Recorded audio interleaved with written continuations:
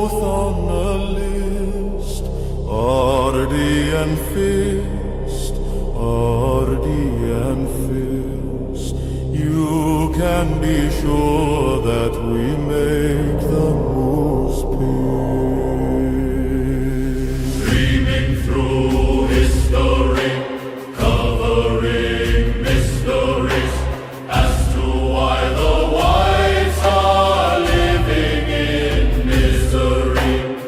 We keep the audience salivating as we continue navigating through centuries of adventures of the ever-evolving small hat wizardry.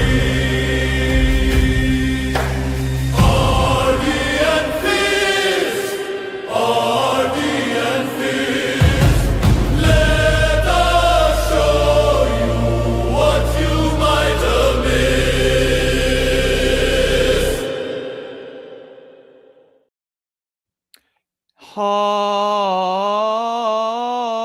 Alrighty, then it looks like we are in fact live. Yes, we are live, brothers and sisters. Welcome to this Good Friday episode of Ardy and Fist. Mm. Oh my god, I'm still fucking. No, you're sick, fine. man. Oh, come on, you're milking it now. God, You're it's completely fine. Listen, like, look, I've got like a new lung. Arvy's like hooked me up with one from Palestinian dissident. Like, it'll be great, right? Apparently they can like FedEx it to you like right now. Just duck down the road, right? I'm Abdul sure cut they me got open. plenty, and they got to use them quick. Yeah. Well, look, Abdul cut me open, right? Just fucking like slip it in. I'll be right as rain. See, this is the benefits, right, that you can get. When you're close to people like Avi, right? There are great benefits for supporting the great nation of Israel. Benefits that I wholeheartedly embrace. Obviously, just because I want to, right? Like not because I'm threatened in any way, shape, or form. I don't want to hear anyone say like, the only reason why you should for these people, is because they're like threatening you and your livelihood. Yeah, I mean, a telltale sign that someone isn't being threatened is unprovoked, out of nowhere in the conversation, they reassure you they're not being threatened. That's as far as I know. That's absolutely true. That is actually the best way to tell that someone isn't being threatened, mate. Like, absolutely. It would be nice. Please don't tell my my controllers that I said anything bad about them. All right. There was an early episode where we acted like we didn't know we were being recorded, and we were talking about taking money from Israel, and I don't think we ever resolved that. I think that was great. We should do more of those, man. That was really, really funny. Yeah. No one said anything. It seems like they just thought that that was a thing. There's no mention of it in the comments. Well, I mean, obviously, like our audience, right, being the kind of people that they are, right, to just uncritically sort of like accept anything, obviously thought we were being serious, and well, they should, right? Like, we're not the kind of people to engage in like humor or hyperbole or exaggeration or anything like that, right, for comedic effect. No. Like, look, that's what you get on this show, straight down the line. We are basically like the white Mark Levin on this show. Yeah, I think it's completely dishonest to use sarcasm and irony to hide your message. Absolutely. I would never think about being sarcastic to insert a more, I don't know, spicy political opinion. I don't think we need to be honest and upfront 100% of the time. We can't use any of their tactics because I've been told we'll turn into them if we use any of their tactics. I've also been told that. It's political right? cooties. By the wise sage Lindsay, right? Like, who was always right. May his rightness be blessed 1,000 times. Like, honestly, he's like devolved into sort of religious figure. I was thinking, mate, right? Maybe we should do like a channel name change, right? We could be the Goy Levin show, right? Like, come on, it sort of rolls off the tongue. We'll get extra shekels. Like, maybe we'll get invited to like Mar-a-Lago. I hear they do like an all-you-can-eat shrimp and lobster buffet. I mean, you do have to go down on Laura Luma to get in the door. But right. And has that situation been worked upon since? Has Laura Luma been worked upon? Yeah, I believe she has. No, not her face. I'm talking about her pussy. Yeah, No, that's no, what I not her mean. face. Yeah, that's what I believe it's been worked on extensively. Yeah, yeah. She's developing this sort of like new sort of like theory of sexuality, like involving extreme blackmail. You know what I mean, right? Like, you know, it's great. There was an on-the-ground report of a groiper being coerced into going down on her, I believe. I was asking Vish about that, and I was like, who was this poor unfortunate groiper who got? So apparently, she was like hanging around them, and then like recorded him saying some like, you know, off-color things. Like this was back into this is back sort of the height of woke, and she basically coerced him into sleeping with her by saying like, if you don't, I'll like release these like, you know, clips I have of it. Oh my god! If you don't do it, I'll tell everyone you did it. Bro. Oh, mate. Yeah, so we got some luma coming up. Mate, MAGA, look, I tell you what, right? In the MAGA civil war, okay, right? We have got to make sure that we're on the right side, Ardy, right? And the right side is clearly Levin and Luma, Randy Fine, and all the other like. Wait, and Ben Shapiro, isn't that the people that were never Trump 10 years ago? Listen, I know what you're going to say, and I don't want you focusing on the fact that all of these people are mooish, right? That's beside the point. Okay, they are. Well, they're not America first, obviously, right? Because you know that brand has now been taken, right? Oh, Randy Fine does not take too kindly to dual loyalty. Apparently, he certainly did you know doesn't. about that? I'd love to see. He's submitting a bill. I would love to see the exclusions in it regarding dual loyalty. Well, it's not dual loyalty with Israel, you know, because we're on the same team. So it's the same loyalty. That would be a moo justification. Look.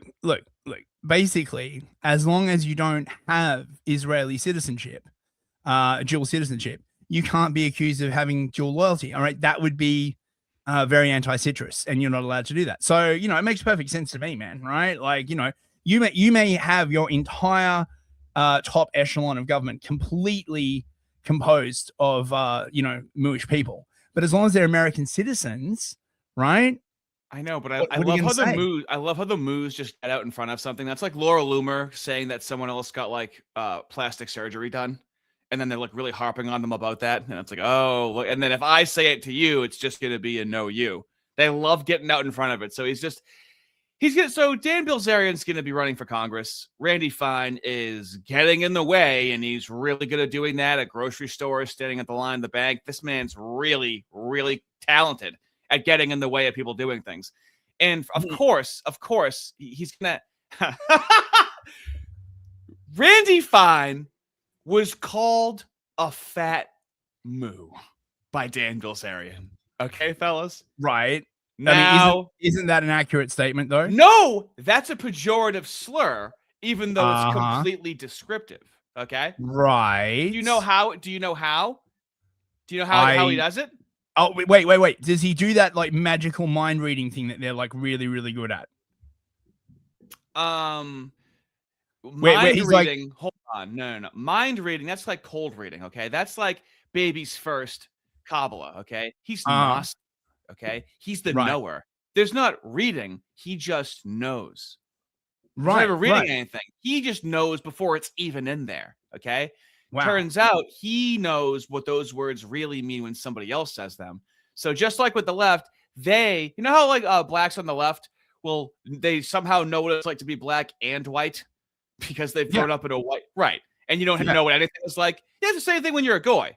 So the moo knows everything about moo land, but also he knows what the goy's words mean, even if they are descriptively true. I mean, I'm getting shades of was it Ibram Kendi who did, what was it called, like Black Masks, White Faces, or some other fucking W.E.B. Du Bois like derived like crap. He's like, you know, the thing about growing up black in a white society is he has a kind of split personality because he's black on the inside, but he has to act white on the outside. Good. And then doing an analogy. It's like some sort of giant flying death Oreo. Yes, good. Death Oreo. because it's gonna be deadly. It's gonna be whatever it is. It's gonna be imminent. It's gonna be sense of urgency. Okay, it has to be unimaginably weird. Circling back to your earlier point, I feel like I have heard this idea that right, as long as you're a citizen of a country, you're basically just as like American as everybody else. I feel like I've heard that idea before. You wouldn't be insinuating that this was originally like a kind of like mooish idea to detract from the completely baseless accusations of dual loyalty. Oh, no. I mean, when it comes to race, I don't even think it exists. I can't even see race. Hey, when I'm at a traffic light, I don't know when to go. I don't see color. Okay. I mean, it's true, ladies and gentlemen, right? This is actually how we keep Ardy like caged up, right? Because he likes to wander. Okay. And so, we gotta make sure that he's like, so what we did is we built his like cage basically out of race. And because he can't see it, he's like constantly like bumping into the walls and stuff. It's fucking hilarious. I've been collecting all these clips. We're gonna do like a fish tank live stream. Like Ardy can't see race. He's just like we made like furniture out of race and like put like race ramps in the floor and stuff. He's like stumbling around. It's fucking hilarious. I'm telling you. You know how there's like different kinds of like color blindness, like reds and greens are difficult for people. Yes. Everyone looks black to me, so I have to like smell them out. I see. Very difficult being me. I see. Also not the funnest way to discern that. Okay. Do you have to smell them anywhere in particular? Is like how does this power of yours like work? Well, let me make it up on the fly. So, so when one sense goes down, the other one gets better. Okay. But it's just that everyone looks black. So it's not that my sense of smell is better overall. It's just better in that one sense. So I can smell like 3-4 black guys. I say 3 or 4 because I can smell that one of them's mixed down the block right now. But I mean, I can't smell my own fart in the same room. It's a very selective sense. When you lose one, you gain another. So basically, right, you're like those dogs that are trained to detect cancer through smell, right? So we could just like station you like at an airport or something like that, right? Yeah. So you could just black people going on the plane. I'm sorry. What's my job gonna be there, Fist? Exactly. Yep. Hey, there's gonna be 5 black guys going on the plane. Thanks, dude. You know you're not on a payroll. Yep. I'm here voluntarily letting you know. Oh, called it. They're like, I don't know how you're doing that, but that's a very useless skill for us. Listen, mate, when the draft comes in, right, they got to find a job for everyone, right? and clearly you're too tarded to be in the military, right? Like, because your autism is just going to create like problems, right? So you can be a TSA like sniffer, like a sniffer, Ardy. I'm not very good at following rules, but I can try. That's all right. I have to do contract work. That's what it has to come down to. No. They'll fit you with a shock collar, mate. You'll be like Hassan Piker's dog. Like you'll get into it. Oh, there we go. Yeah. All right. Well, that happened. I can't take that conversation back right now. So what's going on? Yeah, that's just out there now, right? Like, it's so fun doing this 2, 3, 4 times a week now. I used to like listen to the live streams after, but now it's so many where I'm like, well, that's out there. Whatever happened. I was listening to the last show we did, right? Like just to see how bad my fucking voice got. Oh my god, mate! By the end, someone said I sounded like one of the Nazgul out of Lord of the Rings. Bro, what do you have, bro? What happened to your throat, dog? I've got the new sexy version of the Rona. I reckon they call it. Wait for it. Cicada. Okay. And I got it first before the rest of you fucking low life slobs. Yeah, before it gets mainstream. Yeah, that's right. You got it at the local bar back when it was cool. That's right, back when it was cool, right? Back when it was like still underground, bros, right? So, I mean, that's why I'm subscribed to the, I get my Rona like home delivered. It's great, right? Oh yeah, dude. So, so we have some things to get to today. All right. We do. Now, before we do that, let's tackle some supers. I think 1 or 2 are not starred. Okay. Let's. Oh, yeah, really? Because that was from before it started. That was in the waiting lobby before it went live, and so it's not in the starred. Arame just goes for $5. Surrexit Domino. Surrexit Dominus et sepulchro, surrexis Dominus, vere gloria patri et filio et spiritus sanctu. Happy Easter, Ortho Bros. He wasn't even here for the intro, bro. That was like an hour ago. I mean, the thing is, that's in Latin, not Greek. But thank you very much, Aramaic Discourse. I appreciate that. What a stickler. And then we have this one. Tongus Krieger, member for 6 months. Thank you very much. I think we should give him a cheer for that, mate. Yeah. Let me find it. Here we are.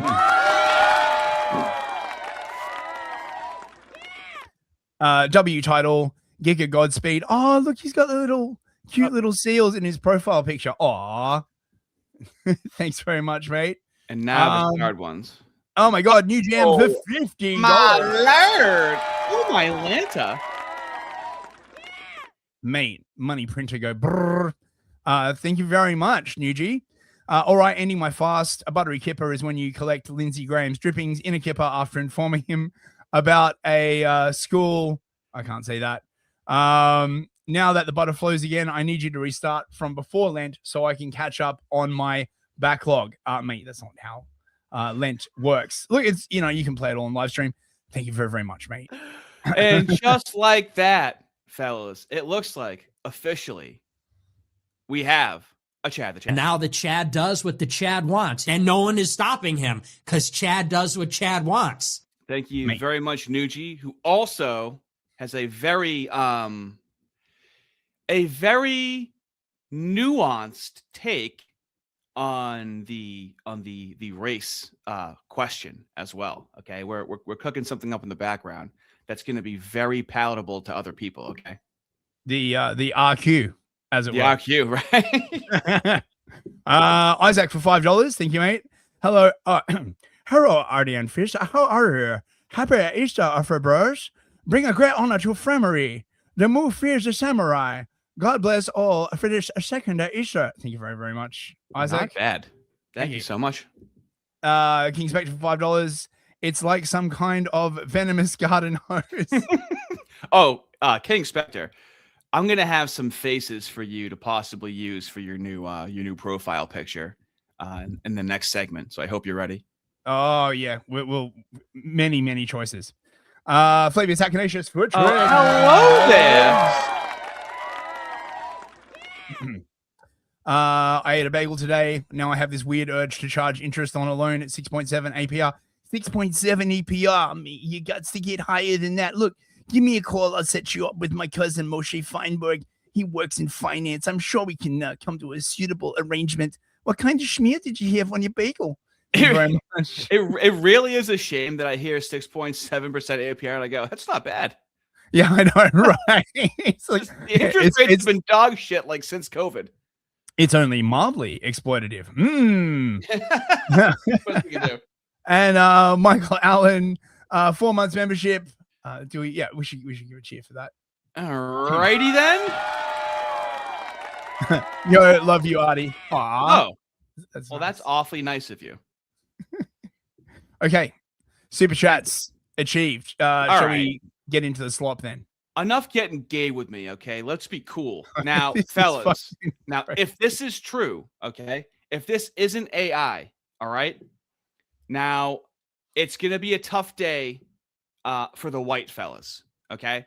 Now, there's different kinds of white people, sure, right? But you know how there's like, oftentimes we'll see a black person on the internet and it's like, even like the decent black people are like, this N again. Behaving this way, okay? That is this for white people, okay? He's wearing an anime shirt. He is wearing sandals with the thong. He's wearing a trench coat, and he has an over-the-top physiognomy.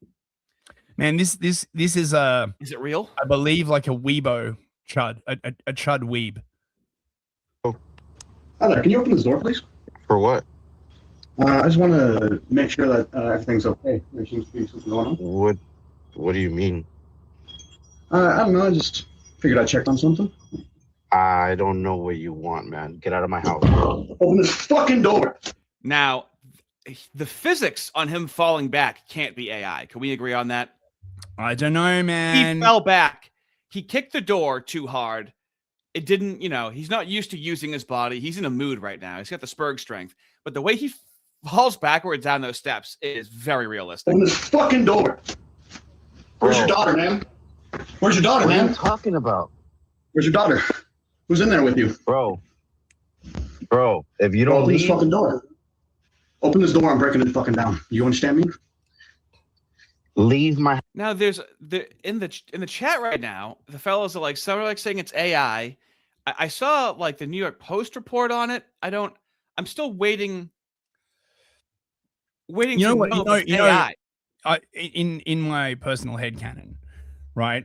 This guy's like hanging out on Reddit, right? He's getting like catfished by some like dude, right? He's spun him some story, and you know he's decided to like white knight for some like catfisher he met online, and he's like, oh my god, give me your. Oh yeah, buckle up, fellas. Buckle up. We're going for a ride. You know, like give me your address. I'll come around and save you, my anime queen, right? And the catfish on the other end, like just gives him a random address, you know.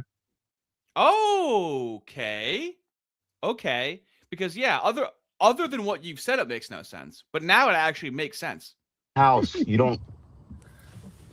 Are you okay? Is everyone in this house okay? What? Everyone's okay. What do you want?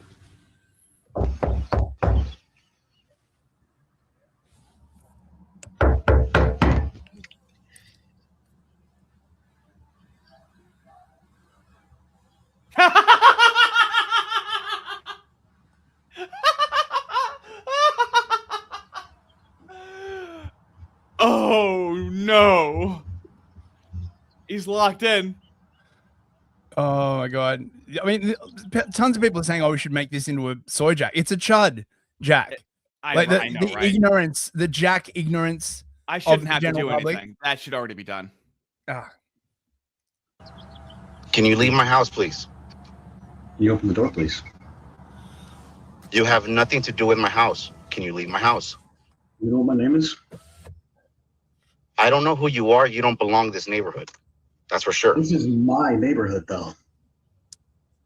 Yeah, I live there. I don't know you. My name is Harry Dresden, motherfucker. Now, this is tough. Okay, now is he moo? Is he? I said white, but now I'm really looking at him. He's got some Shapiro little bushels up of his eyes right there. Can't see the ears. Oh, you're testing the ear line. Yeah. I mean, ear line to eyes, correct? Yeah. So Harry Dresden apparently is like a fictional character from like, is it like some young adult wizard fiction? I don't know. I don't fucking like read that crap. Chat, can someone confirm this? The Dresden Files apparently was Kino. Okay. So it's Neo from the Matrix. It's Chud Neo from the Matrix. he's got the thong the thongs on the sandals on his feet are like the best part of this, mate. I know, and he's those are his shit kickers. All right. Open the door. This is my neighborhood. Open the fucking door.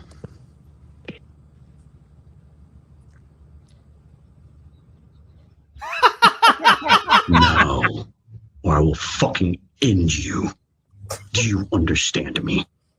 Oh my god, he's like been practicing that in the mirror. But for sure, that's almost like watching The Room, where parts of it feel so ridiculous they feel fake. Like that right there feels fake. There's no way. There's no way at that part. I mean, look, right? Like, you know, the thing is, there's so many possible reasons why this could be real, right? He could have ChatGPT psychosis, for all we know, right? Oh, for nowadays, yeah. Right, like he could have been like in some like deep relationship with some like ChatGPT thing, right? And he like asks for some address, and like the ChatGPT or some other AI fucking just hallucinated this address and said like, oh, you know, the way to like stop, I don't know, like some fucking like world-changing event is like at this address. You better like rock up. I mean, who fucking knows? Actually, now you make a good point again. That's a guy that an online community tells to go and do something. Yeah, exactly. Yeah, definitely.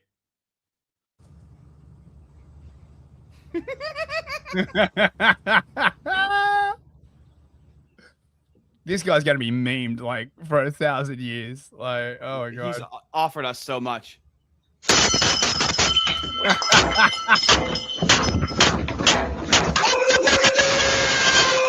now. I don't want to play it for copyright, but anyone, Mark Wahlberg, the movie Fear, 1995, when he screams, "Let me in your fucking house" through the hole in the door. Okay.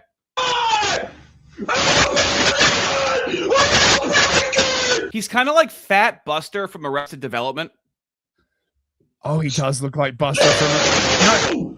Kind of acts a little like him too, right? He's Chud Buster. Chud Buster. Right, Chud Buster. It's right there. Oh my God, Mother, open the goddamn door. He used to scream like that.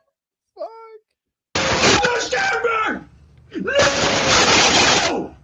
I'll fucking kill you! Open the door! It's shame! Oh, God! What are you? Now, mate, I hope someone does a heavy metal remix of this. Someone has to do a heavy metal remix of this. I mean, when was this released? It was just like, this is today. Okay, this is like 12 hours ago is when I first saw it. The internet has to do some serious damage with this. Okay? Look at that, dude. Oh my God.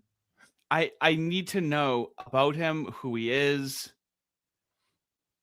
He got fucking absolutely, it's already happening. It's already happening. I think there's a Millhouse one here. Oh yeah, I saw the Millhouse ones. They were fucking like hilarious. Yeah, not bad. Oh my God. My absolute word. So what do we have first on the? Oh, actually, yeah, you got some Lindsay cringe, don't you? Yeah. Well, actually, before that, right? I would like to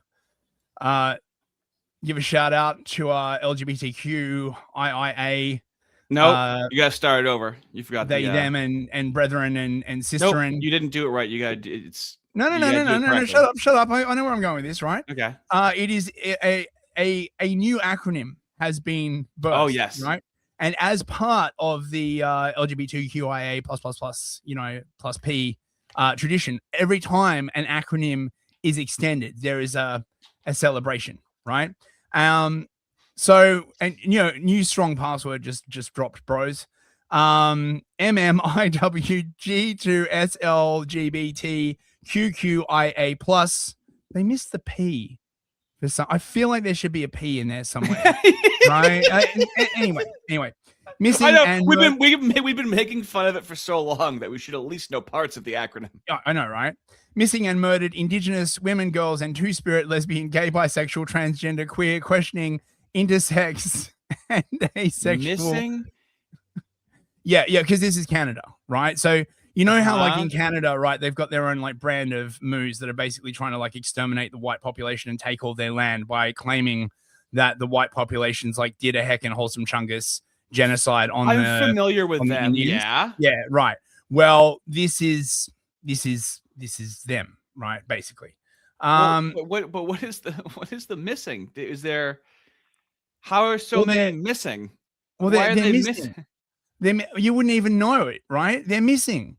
Oh God, you're such a heartless bastard, Ardy. I can't believe it, bro.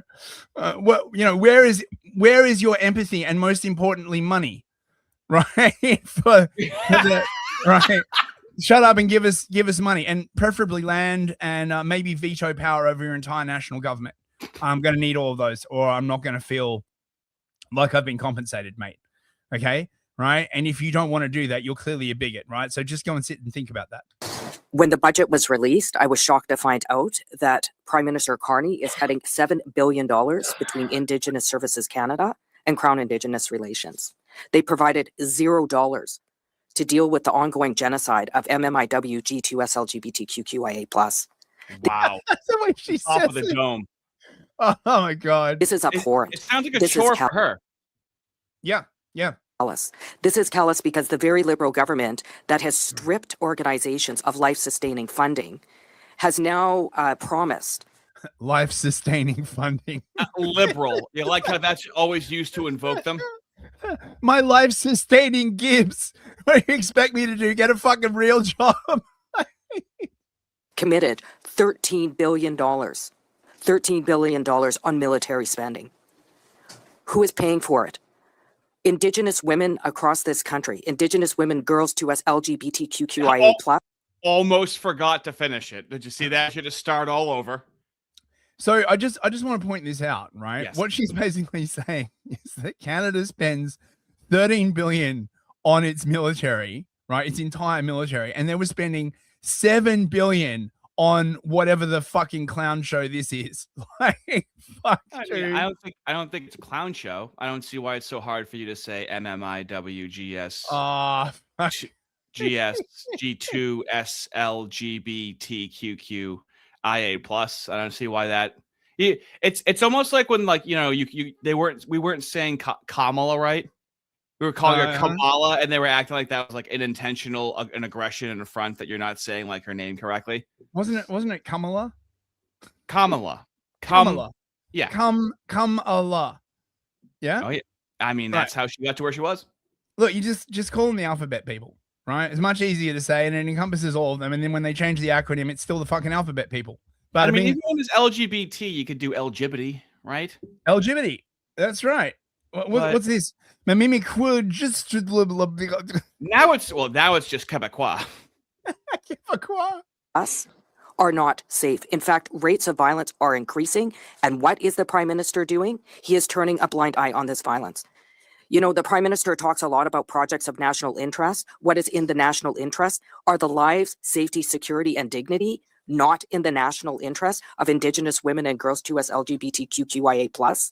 Is the Prime Minister okay having Indigenous women too as LGBTQIA+ family members? And is the Prime Minister okay? like what? Are you okay? Are you okay? Oh my God. Organization coming to Parliament begging time and time again to see our humanity. Is he okay with that? Well, clearly, with his behavior the other day, laughing at a woman from Grassy Narrows who is suffering from mercury poisoning, having her even having to beg for an apology is an example of how this Prime Minister. She wasn't going to survive unless she begged for an apology. She had to beg for an apology. Also, what I need to see is an ABO translator for that actor. Oh my God. Yeah, totally. Has turned his back on. We get a translator, a real strong one, proper strong one. Oh, now I see what you're saying. Thank you for that. On Indigenous peoples, particularly Indigenous women and girls too as LGBTQIA+. And what does that look like? It looks like rates of violence increasing. Well, thanks very much. You can fuck right off. But I just thought I'd show you guys this. They literally have their own fucking website, right? This is the Canadian alphabet strong password website. Look, it's literally the acronym .ca, right? So you're supposed to like remember and like type that shit in, right? The action plan. Action leads to a better future. Oh, I'm so fucking sick of this fucking bullshit, man. Wait a the minute. National Action Plan. Now the QQ is queer and questioning, right? Yep. So let's just think of how dubious that is, where you can be a part of that entire acronym if you're like, might be gay. I don't know. You could be fully straight. You could be fellas that live in Canada. Just question things. I'm questioning. So you got a dick there, lady? What's going on in that skirt? I'm the second Q in that big old fucking acronym you got there, sweetie. What's going on? You got hairy palms, lady. What's going on with you? Asking questions over here. Look, this is very, very powerful. We have to braid our past with our present to make a strong future, to stop violence for 2S LGBTQIAA plus PPP. Right? Amazing, right? Action plan. Look, fuck this. Anyway, right? So we got a bit of Lindsay slop. I just wanted to touch on this. I don't think it's slop anymore. I'm tired of pretending that it is. Well, I mean, he's gone like the full Zio. It's amazing, man, right? But this is fucking hilarious. If you have turned against Israel since 2023, you have fallen for the next biggest psyop. I got to learn how to like do a Lindsay impression, but it's so monotone and unfeeling. Yeah. It's like doing fucking Keir Starmer. It's like hard. You have fallen for the next biggest psyop since COVID-19, and you're the guy in the mask running around screaming at people to get their next booster. My brother you're not Christian, all right? You got the fucking vaccine. I remember that you got the fucking vaccine because you fucking talked about it on your fucking podcast back when I was like listening to it. And I believe your exact quote was, if this turns out to be a joke, I will hate you forever. Okay. I don't have to know. I completely believe that he would say something like that. Yeah. No, because the wife listened to it, right? And she was like, "Oh my god, did you hear this thing? You know, it's like really powerful from Lindsay." Oh, I mean, you fell for the fucking psyop. You got the fucking vaccine. I don't know, I don't know what you. Oh, mate, look, you know, does the past even exist, bros? And fucking look at this fucking shit, man. Right? I don't even know what to like make of this, right? Woke right, intersectional fascism. Okay. So now, that finally he found the right combination of words. Yeah. Well, I mean, he's a conclusion looking for like a hypothesis or something like that. You know what I mean, right? So chat, okay, just if any of this applies to you, right, I want you to take a big, hard look at yourself, right? Go on to, Lindsay's Twitter feed, right? Buy his books, brush up on Scottish Enlightenment realism, right? I don't want to hear anyone falling for this stuff. White racial consciousness, very, very bad. Very, very bad. Hyper nationalism. I mean, I don't know how you would define that. Is that wanting to have a nation? This is leftist because the leftist will say, what is it? Umberto Eco, his like 14 steps to fascism, right? It says ultra nationalism, but they always equivocate nationalism with ultra nationalism. And I've spent 5 or 6 years going, I'm sorry, so like what's regular nationalism? Because you only exclusively say hyper nationalism or ultra nationalism, and it seems like you're not okay with any nationalism. So there's never a differentiation. Dude, fuck Umberto Eco. Right? Oh no, we gotta listen to that guy. I remember reading that fucking shit in university, right? And like everyone being like, "Oh yeah, so this is very, very." No, it's not. It's like his 14 points can apply to like all kinds of governments, like as all always. Across the spectrum. Number one, and his fucking definitions are so fucking vague. It was very targeted though, too. To like it was specifically influenced by Mussolini, right? Oh fucking! I don't know. Right. So it was after a certain fascist, so he wasn't thinking about fascism in general. He was thinking about a person, essentially. Look, they're just all vague, right? Look, it's that classic definition, right? It's anything that stands in the way of fucking communism, basically, right? Well, it's funny because one of those things is a charismatic leader or something like that. Like that's where it comes from, charismatic. And so the left, yeah, that's right. Like Stalin. The left tries to be not charismatic nowadays. Yeah. Like the thing is, most of that shit could like apply to fucking Stalin or Lenin. Anyway, maybe we should do a thing on that later. Patriarchal male. Oh, mate, yeah, you wouldn't want to be a patriarchal male, bro, right? Think of all the cuck chairs that will go unwarmed, right? Well, if you're a patriarchal male. Is Orthodox, I'm sorry, is fundamental Moodyism patriarchal at all? Very. Right? Very. It's also actually quite hyper-nationalist. Wait a minute. Do we have to apply these? Oh, yeah. I forgot to apply it to Israel.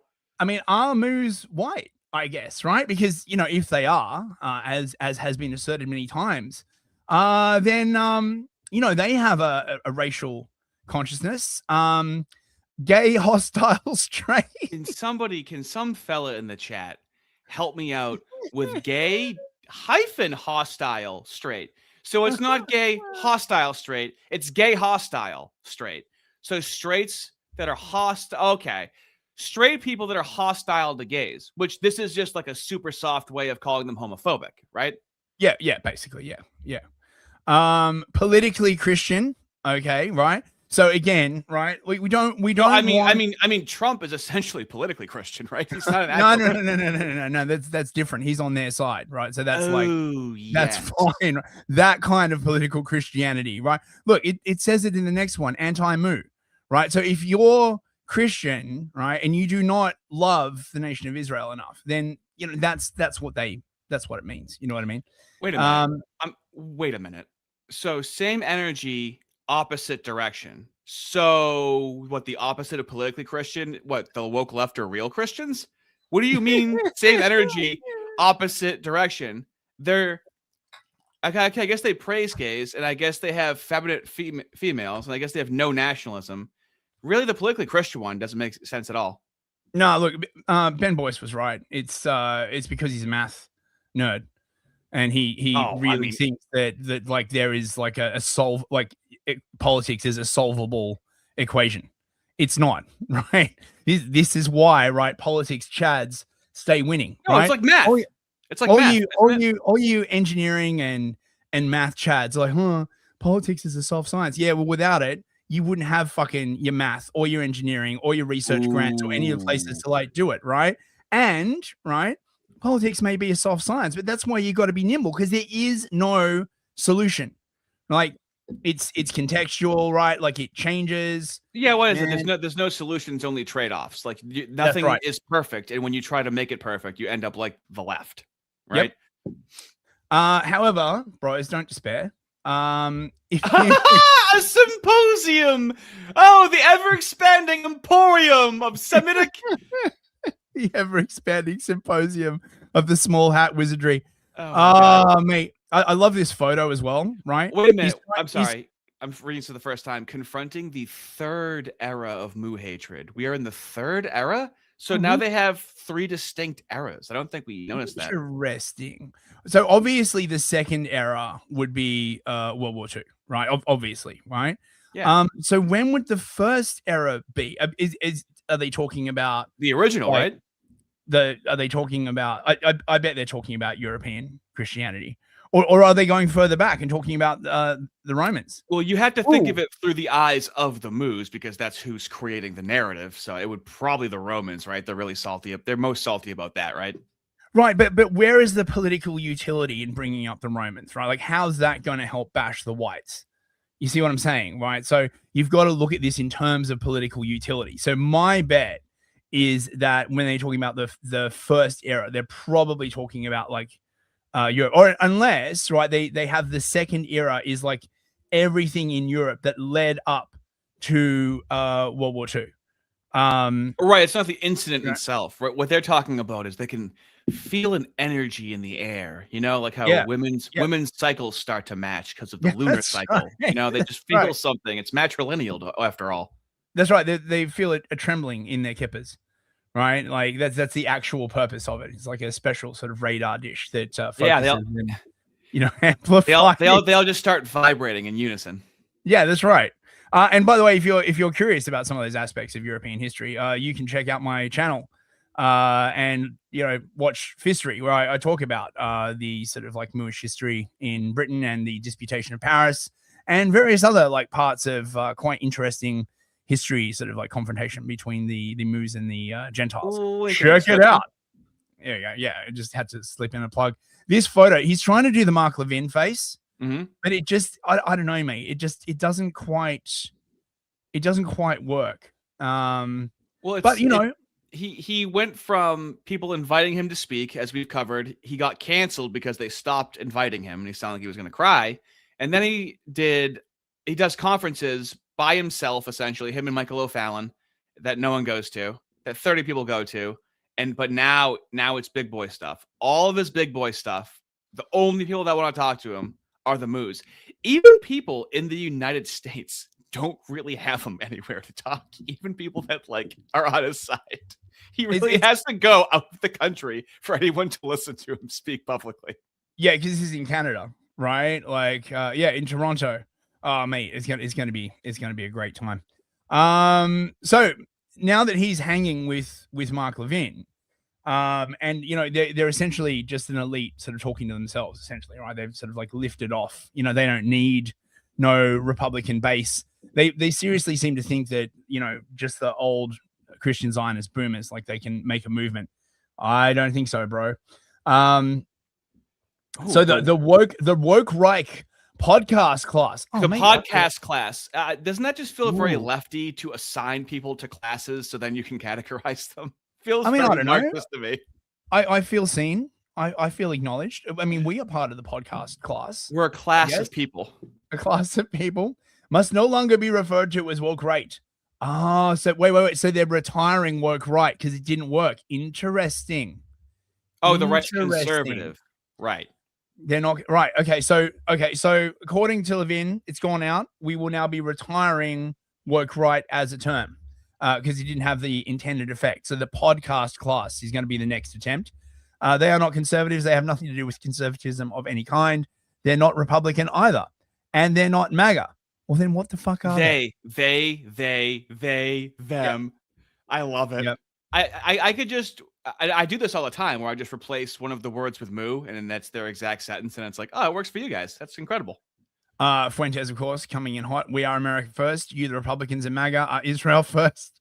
And look at the ratio, right? 3.3K on Levin's tweet, 50K on Fuentes. Oh God. And we've got a bit of Levin actually talking about this very subject, bros. Oh, bang out some supers first. Okay. And this is quite long, but the reason why I want to talk about this is I think MAGA is about to pivot into censorship. Right? You watch. They're gonna be no. Hold on. It's not censorship. It's accountability. It's what word does he use here? He uses a different word here at some point. Not accountability. I forget. It'll be like 2 minutes in. They just use a different word instead. Okay. Yeah. Oh, legitimacy. You're illegitimate. Oh, legitimacy. Right. Okay. Everyone can listen to you, but we'll just draw this A on the front of your shirt and have you walk around town. Okay. We're not saying that you're fucking exiled or anything, right? Yeah. Also maxing for $10. Thank you very much, mate. There he is. This stream. That's good. Oh my God. Thank you very much. Dilly for $5. You've ignored my $2 super chats for long enough. Cook me a double Becky as repayment for your insolence, please. And thank you. Do you know what a double Becky is? What is a double Becky? When I was fasting during Lent, which I wish it was still Lent, and I wish I was still fasting because I need to go back to doing what I was doing. I am like low energy, dragging ass, not nearly as motivated. I need to go back and follow the Lord's path as soon as possible. But on Sundays, when I would be able to eat whatever I want, a bacon, egg, and cheese, BEC, I would call a Becky. And I made a double bacon, egg, and cheese, a double decker Becky. So that's a fan right there. Thank you very much, friend. Thank you. Jose Alva for $5. Happy Good Friday, fellas, and have a happy Pashka. I think that says Christos Anesti, but wow. My Greek is very, you don't fucking know anything. You can't read that. Yeah, I kind of absorbed like some of it. Right. Jose, tell me if I got that right. Thank you very much, mate. Isaac for $5. God, 14 Auction House 88. Save the white race. The bear cries out in pain when it targets you. Just saw the pay check. Fuel fire the gas fire. What is that, an elf? Yep. Oh, yep. Open the Nor, Ardy in 10 years after he need black puss. Wow. Not both of you. Not a bad job, honestly. Yeah, thank you very much. It was a collaborative effort. Total Blackout painting for $15. Holy crap. My dudes, it's finally Friday. I hate my job. Life is hell. Have a great weekend. Oh, TBP. Buck up, mate. Buck up. Technically how this works, okay? Now, it is the same amount, but it's the same amount of money as new GM, but he's got kids and grandkids, okay? So now that technically is the tiebreaker in fact, Chad the Chad. And now the Chad does what the Chad wants, and no one is stopping him because Chad does what Chad wants. You fruitful multiply wins every time. Always the tiebreaker. Thank you so much, TBP. Very much appreciated. Yeah, thanks, man. I hope your day improves.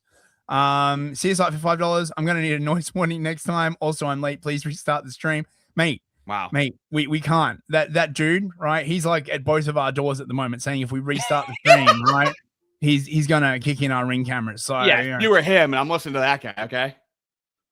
King's back for $5. Can you guys go back a few minutes? I had to keep pausing and skipping around to collect half a dozen Primo screenshots. Oh, look at that new thumbnail. Man, I think a better one, Spectre, would be where his face is like right up in the camera with the big nostrils. If only in terms of like sheer horror value. Thank you very much. Try to black up painting again for $5. Oh, Brandon bro. Jamal.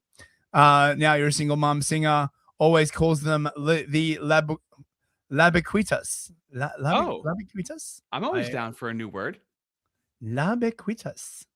King There he Spectre. is. Oh, here we go. Yeah, he's done it. For $5. Isaac, you know it, baby. King Spectre again for $5. Aren't acronyms meant to shorten and simplify communications? Dude, it's Yeah. always difficult when you have an acronym, but you add in a W, which is 3 syllables. Yeah. Deadpool Kid for $10. Thank you very much, man. Okay, there, baby.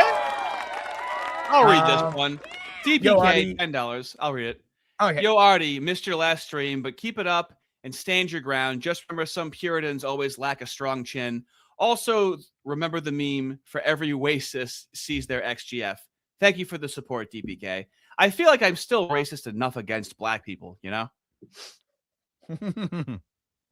You're just the right amount of racist, Ardy. You know, it's a recipe, right? You know, they're still a funny people, you know? Maybe I want to talk to one day, you know? Maybe I want to hold one of their hands. Could you imagine that? I might catch it. Usually for $5. Ardy, are you asking about the Inquisition? Yes, and I am deeply invested in that topic. Cheetah Chickens for $5. James Fishback for Governor. Ra. And Origin Party for 5 Canadian loonies. As there were members of the audience last night who seemed not to know, I do in fact have a Rumble channel, Ardent Plays. Find me there, loads. I think he meant lads. Yeah. But yes, you can find Ardent's loads. Lads, just check them out, fellas. You can find his loads over on Rumble. I would just like to say, man, thank you so much, Ardent. You're the fucking best channel mod, chat mod in the game. Fight me. Yeah, fucking awesome. Check it out. He does good stuff. Speaking of things that he does, he has 2 submissions for the stream very quickly. Oh, really? Oh, nice. You want to read that? Oh my god. The last thing a piece of matzah sees before it dies. Interesting. And I am actually going to show this other one, which I will read. It's a picture of James Lindsay's face. Yeah, I raped my daughter. It was my choice. I calculated the odds of prison. Are you anti-Semitic? God. Spicy boy today. Spicy mod. I'm down with it. Thank you. Okay. Oh, you're hurting. You're hurting the talent over here, okay? I can't read super chats. I'm just guessing the shapes. Okay, right. Let's hear Mark Levin talking, I guess, about us, bro. We live in a world created by nuts and kooks and frauds. Now you might say, well, that's not you. It's not me. For the most part, it's not us, because you and I don't live on the internet every second of every day. But there are people who do. And they're like hooked on it, like drugs or like booze, and they can't get off. And they're on there all day long. Fuck you. I can quit anytime I want to. It's not a problem. They're commenting all day long. And when it's people who are younger, like many of you, it's not a healthy thing, because that's not the real world. It's simply not. It's part of the real world, I guess, but it's not the whole world. And so you actually have a division that's happening in this country, at least one division, more than perhaps many more, where you have people who live in that world and almost exclusively in that world and don't live in the rest of the world. And this concerns me a lot. The idea of new media, independent media, was to create competition with the big dogs, who are mostly left-wing, mostly Democrat, mostly anti-Republican, anti-conservative, you know, and they are. They're partisan activists on the left. And our media are made up of a zillion of these people, from producers and directors to editors to obviously the hosts and the nature of the guests that they choose. And so competition is always a good thing, isn't it? But what competition can also bring is what? In the economic world, it can bring cheaters, scam artists, and so forth. Well, that's not legitimate, is it? It's not ethical. It's not moral. It's not part of the civil society. Well, the media are a business, are plural. They are a business. And now we have different tiers of this business. Network TV, cable TV. All right, if you want, the volume's a little low. Radio, if you want to kind of encapsulate what he's saying. Podcasting and the internet. I'm trying to fix the podcasting in the volume, actually. Now, we as conservatives, as constitutionalists, as Make America Great Again, MAGA, whether it's under Reagan or whether it's under Trump, are these podcasters, and is this new medium serving us well or poorly?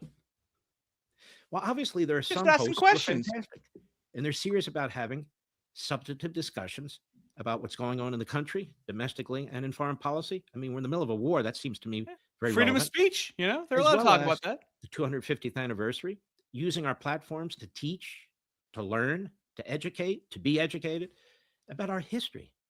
Because what we know for sure is that our government schools don't teach our history. Pause it They real teach quick. What I call Isn't it anti-history. incredible that he sounds like exactly like Kamala Harris or any like generic Democrat when they're talking about anything politically? Yeah, of course, man. Like, I mean, look, this it was always mooish, right? Like this is the fundamental hole that has been blown in every Western democracy. Okay, all of these ironclad rules that are supposed to apply for everyone suddenly don't apply for this particular people, who then exploit that loophole ruthlessly. Then other groups also exploit it ruthlessly, and this is the thing that like no one seems to understand. You can either have a rule that applies to everyone, or you can have a rule that is applied partially. And as soon as it is applied partially, you have a 2-tier system. Mhm. And no one wants to fucking say that, because like they know they'll get fucking destroyed by the lobby if they say that. That's why. What do you mean lobby? It's just a small amount of people. Are you implying that they're like colluding, having a national, global emporium symposium of global anti-Zionist meetups for the entire world, and that's just one of the times that they're meeting up? And we have 2 episodes a week at this point, and I'm pretty sure twice a week we show you a different congregation or meetup or grouping. There's a murder of crows, okay? There has to be an oven of moos, okay? That all get together, that all collude together. And it's internationally. And remember when we said there was like a season where it was happening a lot? Yeah. I think it's happening all the time. No. I remember this, Cope. This was when I think it was the World Zionist Congress or something like that, right? Came out. It was Ronald Lauder, who was like, oh yeah, we run this bitch, fucking we must crush our enemies and completely reform the education system and seize the minds of the young and all this kind of like other stuff. I think it was Lindsay who was like, oh, actually every year they have like a conference season between like November, December. Well, it's April. Yeah. Well, Mustache Man had a shrinking down the number season. That was a few years, okay? We're talking about seasons. But if you pointed this out, right, almost certainly what they'd say is like, well, actually, now is a particularly fraught time, so we have to have like year-round conferences. So even when shit's going well, supposedly, right, like you still need like a bajillion conferences a year. But like as soon as like shit stops going your way, then it's got to be 24/7. Okay, fine. Yeah, sorry about the volume. I can't. We have plenty to chew on, okay? And I don't know if anybody wants to watch 10 minutes of Mark Levin. Well, the reason why I was like bringing this up is that I reckon, as I was saying before, MAGA is about to shift into censorship, okay? Yes. Because the only parts of, I mean, it's MEGA now, right? It's MEGA. MEGA. YouTube. He said MEGA. MEGA. MEGA. There we go for the AI transcript to pick that up. Okay. MEGA. It's only the Israel firsters who are left. Everybody else has left the party. They were disgusted with what they saw on stage. There's a rank smell emanating. All the canapes are rotting. There's like a bunch of people passed out drunk in pools of vomit on the floor, right? Like, poor, Middle Eastern children, like, lying dead everywhere. And so it's the vibe is gone. So because it's only them left, of course they're going to like pivot to censorship, because censorship is their bread and butter. It's how they fucking deal with like everything. I don't think it's going to like work personally. I think they're going to have real, I think for once they're going to actually really come up against this wall. I've talked about this for a while, where they espouse universal values while practicing highly partial values, right? So they'll talk about Western civilization, right? They'll talk about like the spirit of America, but the spirit of America is in its Constitution. And the Constitution guarantees freedom of speech. So if you then turn around and say, oh, well, I mean, they're already doing it, right? They're passing the IHRA definition in all of these states. They already got it through in Florida, I think, and possibly in Texas. Because that's how they do, right? Like they just go around the law. They don't give a fuck, right? If the law doesn't allow them to do what they want, they just make another law and then unleash their like teams of lawyers to be like, really, actually, this is why our new law is superior to the old law.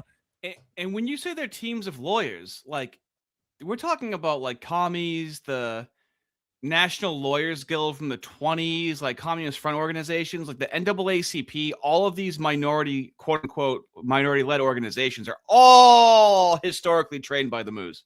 Yeah, of course. And I wouldn't be surprised if you saw, you know, traditionally left coded organizations like the National Lawyers Guild all of a sudden get behind this. Right. And like be like, oh, well, you know, actually we got to help, you know, for the spirit of America. That's how they always like phrase. See, you have to remain on the partisan plantation, right? You guys have to keep fighting left versus right, black versus white, split into like a billion different groups. They just hop between them as is convenient, right? If it's convenient for their cause to be on the left wing, they'll be on the left wing. If it's convenient on their cause to be on the right wing, and for people who don't see this, that's why it's so goddamn fucking confusing, because they're like, wait. Weren't you fuckers all like leftists like literally 10 minutes ago? No. They're not right or left. They're on their own thing, right? They just do whatever benefits them. And you can all get fucked. You don't want a war with Iran? Tough fucking shit. You don't want fucking $7, $8, $9 gas? Fucking tough shit, right? You don't want to send your like lovely like sons to go and like die in the Middle East again for exactly the same fucking reasons that they got us into like Iraq and Afghanistan? Well, tough shit. What's wrong with you? The reason why nothing ever changes is because the reform moves open the borders and try to experiment on kids' bodies. And then we go, oh, we're voting for the right. And then what does the right do? Quote unquote neocons, and gets into like wars and stuff, and then doesn't actually fix anything in the country. And then we go, oh, well, I'm not going to vote for them because they're like, now they're actually like slaughtering people. So I guess I'll try the Democrats out again. And then that's what keeps happening over and over again. By the way, I have a tip for the chat in case you wind up talking with any boomers about this. I wouldn't recommend it, but just in case you get trapped into such a conversation, right? So you know how the boomers love Winston Churchill, right? They literally like worship the crack that he sits on, kind of thing. You know what I mean, right? Okay, like just it's right. Well, you can look up an article that Churchill wrote called Bolshevism versus Zionism. It's when he was still like working for the newspapers before he became the prime minister. And he basically lays it out. And he says, look, Zionism and Bolshevism are both Mooish movements. You know, Zionism is right-wing Moori, Bolshevism is left-wing Moori. And he was right. And it's still that way today. Bada bing, bada boom. I don't know what, you know, yeah. And they can't say anything against it, obviously, because it's Churchill, and Churchill is fucking awesome. And, you know, it was worth to kill all those millions of people so that we could give half of Poland to the USSR. Yeah, the way that it works is like we can, as an American citizen, I can lie about like slavery. I can lie about the history of the country. I can't malign Churchill. I can't lie about the Holly for some reason. Yeah. Okay, so wait, are we doing the... Bro, you can go to your... Bro, we're an hour in, and I got an hour in me. And then you got your thing as well. I just want to show the horror. I mean, this is just, oh my God. What? Like, I think she's beautiful. I don't see color or bone structure. You clearly don't see beauty either. The way this bitch like tosses her hair like she is not a total homunculus is just like she thinks she's like attractive. Oh my God. But the president has had enough. I just tossed Look at that shape. Look at that like small skull, wide, high cheekbones. The cheekbones are at the eye level. They're not lower. Yeah, that's right. Of Tucker shit. And yeah, I'm just going to admit it. I sent the president Tucker Carlson's clips so he can see the shit that he says about him. I do. And I want that motherfucker, Tucker Carlson, to know that I'm the one who knifed him from the front. I want him to know. I'm not talking about physical violence, physical knifing, but yeah, I'm the one that sent the president all your shit, Tucker, because he deserves to see the fact that you are lying about him. Yeah. I mean, should we just give everyone access to the president like that? Like, what are her credentials? Here's the thing, and this really reminds me of the left. They'll have like commies act as crazy as humanly possible, and then when they need them, they'll ignore their behavior. She's never condemned by any of these moves, by the way, no matter how crazy she acts. And then she is like, communicating with the president. God knows if she's telling the truth, but it wouldn't even surprise me. Yeah. And you are smearing him, and you are saying the most vile things about our country and our president, and you are creating so much chaos. You're going to cause the Democrats to take the House and the Senate, and you are endangering our national security by whitewashing this barbaric death cult ideology known as Islam. So I just hope that he knows that, yes, Tucker, there are people out there who actually have the courage to take your dribble and take your bullshit to the president. Is this what it's like to be raised by a moo mother right now, dude? Oh, dude, I wouldn't be able to do it. I'd be like, nope, I'm leaving. Oh, you're gonna lose all of our resources. That's fine. I don't think I can do that voice. It seems like moos have like a super high tolerance for that voice, though. Mate, it must be so psychologically damaging. I don't know. Okay, so yeah, I just wanted to like show that. You want to do the next the next section? Oh, I can carry us, baby. But first, let's do a little bit of soupy action. Yeah, okay. King Spectre for $10. Thank you very much, mate.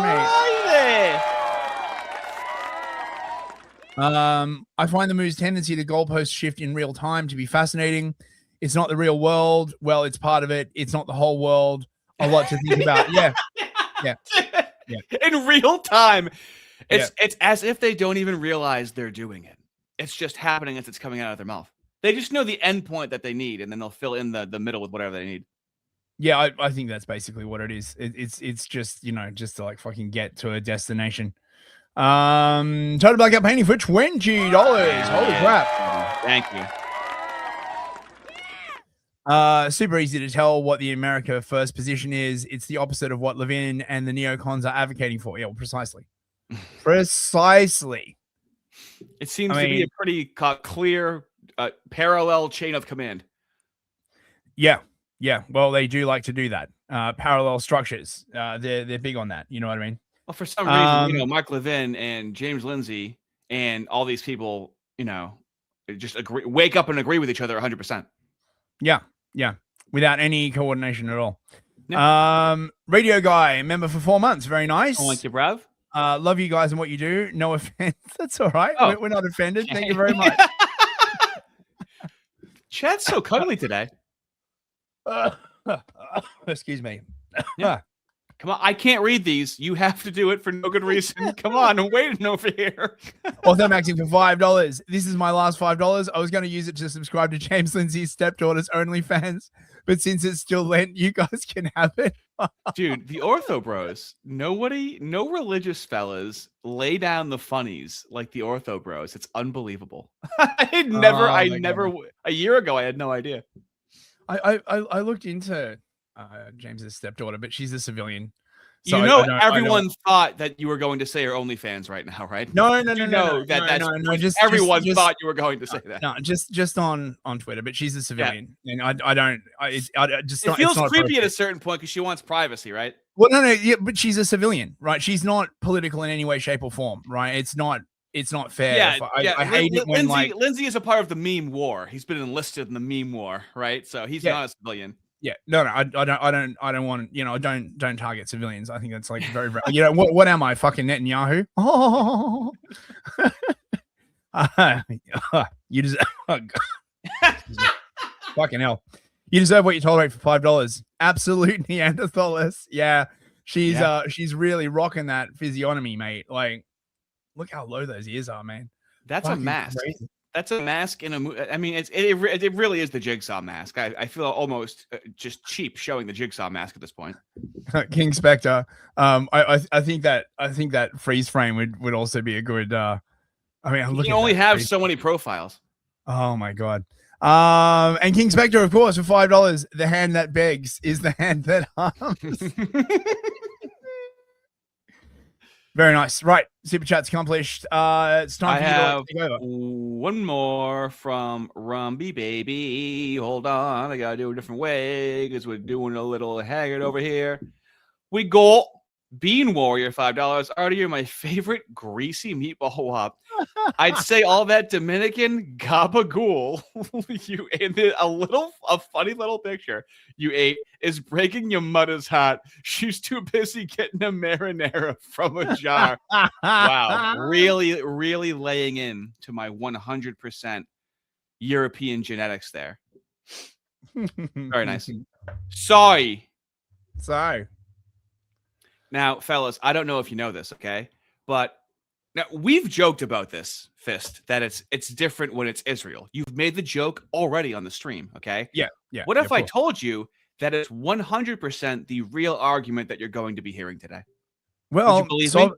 Sovereign is he who decides upon the exception, mate. Oh, I should get that tattoo. That's so cool. That's so right. Supposed to be a grandmaster. Your number one move should be protect your border, not Ukraine. If you're saying let's worry about Ukraine, maybe it's number 9 on the list. It ain't number 1 above the border. That is the most ludicrous argument I would ever make. Well, let me ask you this. We have to take care of America let me ask you this. Then we take care of everybody else. Why should America be supporting Israel then? That's thousands of miles away. How much money are we giving to Israel? Billions. How much money are we giving Israel? I'm curious. Go ahead. I'm curious. Go ahead. Oh, are we sending troops over there? Are we sending missiles over there? No, but how much money are we giving to America Israel? Mind you, he's Iranian, right? Oh, for fuck's sake! Yeah, I mean, we've got a guy in the UK called Maya Tusi who's also like an ex-Iranian, who's like he's like Mossad like all the way, man. Oh, we're not sending missiles to Israel. That is a fucking lie. That is a flat out fucking lie. Where do you think they get all their Patriot Inceptors from? I mean, no, but that's why he's going, go ahead, show me, but you can't show me, see? It's like, well, calm down, let the man respond. You seem like you asked the question, then you were scared about what the answer was. Dome we've given it since 1945. America has $10 billion we've given to them. $3 billion is towards the dome. Yeah. How much money are we giving them? Billions of dollars. Not comparable to what we've given to Ukraine in 12 months.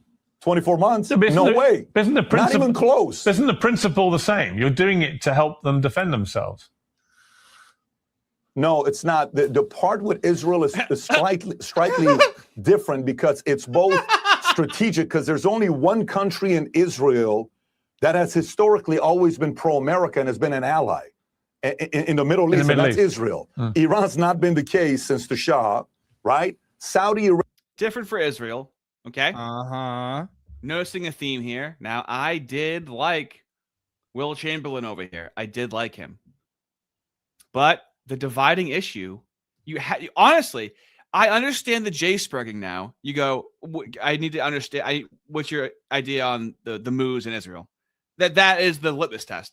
It's been the litmus test for a long time. I didn't realize it. And this is why, Lindsay and the kosher centrists, right? They are absolutely desperate to depoliticize this question, because if we go into 2028, right, with that being the fundamental question, they are going to be fucking screwed. They're going to be totally screwed. So the whole game is to depoliticize this question and just be like, oh, Israel's just a country like anyone else. We go to war for all kinds of countries, right? Last time Uganda called us up and wanted us to go to war against Libya, and we were like, yeah, sure, right? But it cannot be depoliticized, because you can't go back to phase 1. You have to go back to phase 2. And this is, again, right, them trying to defend the indefensible, because they're always positive, always saying, right, we are for the same rules for everyone. But that is a complete fucking lie. And once that lie becomes exposed, mainly through their actions, really, right? Because, they talk out their asses all the time. Once it becomes impossible to ignore that, on the one hand, they espouse universal values, but they practice highly particularist practices, it all falls apart. Fellas, hands that heel in the chat for no matter how much Fist's voice is hurting, he still does the move voice. He has to. he still it just comes out of him. He can't control it. It has to. I just have to do it. Which is Will, does Israel have nuclear weapons? Yes, almost certainly. I mean, I don't think they haven't officially claimed it, but why don't we know for a fact? Okay, does Israel have nuclear weapons, right? Why don't we know for a fact? Now, I believe James Lindsay doesn't believe in the friend-enemy distinction.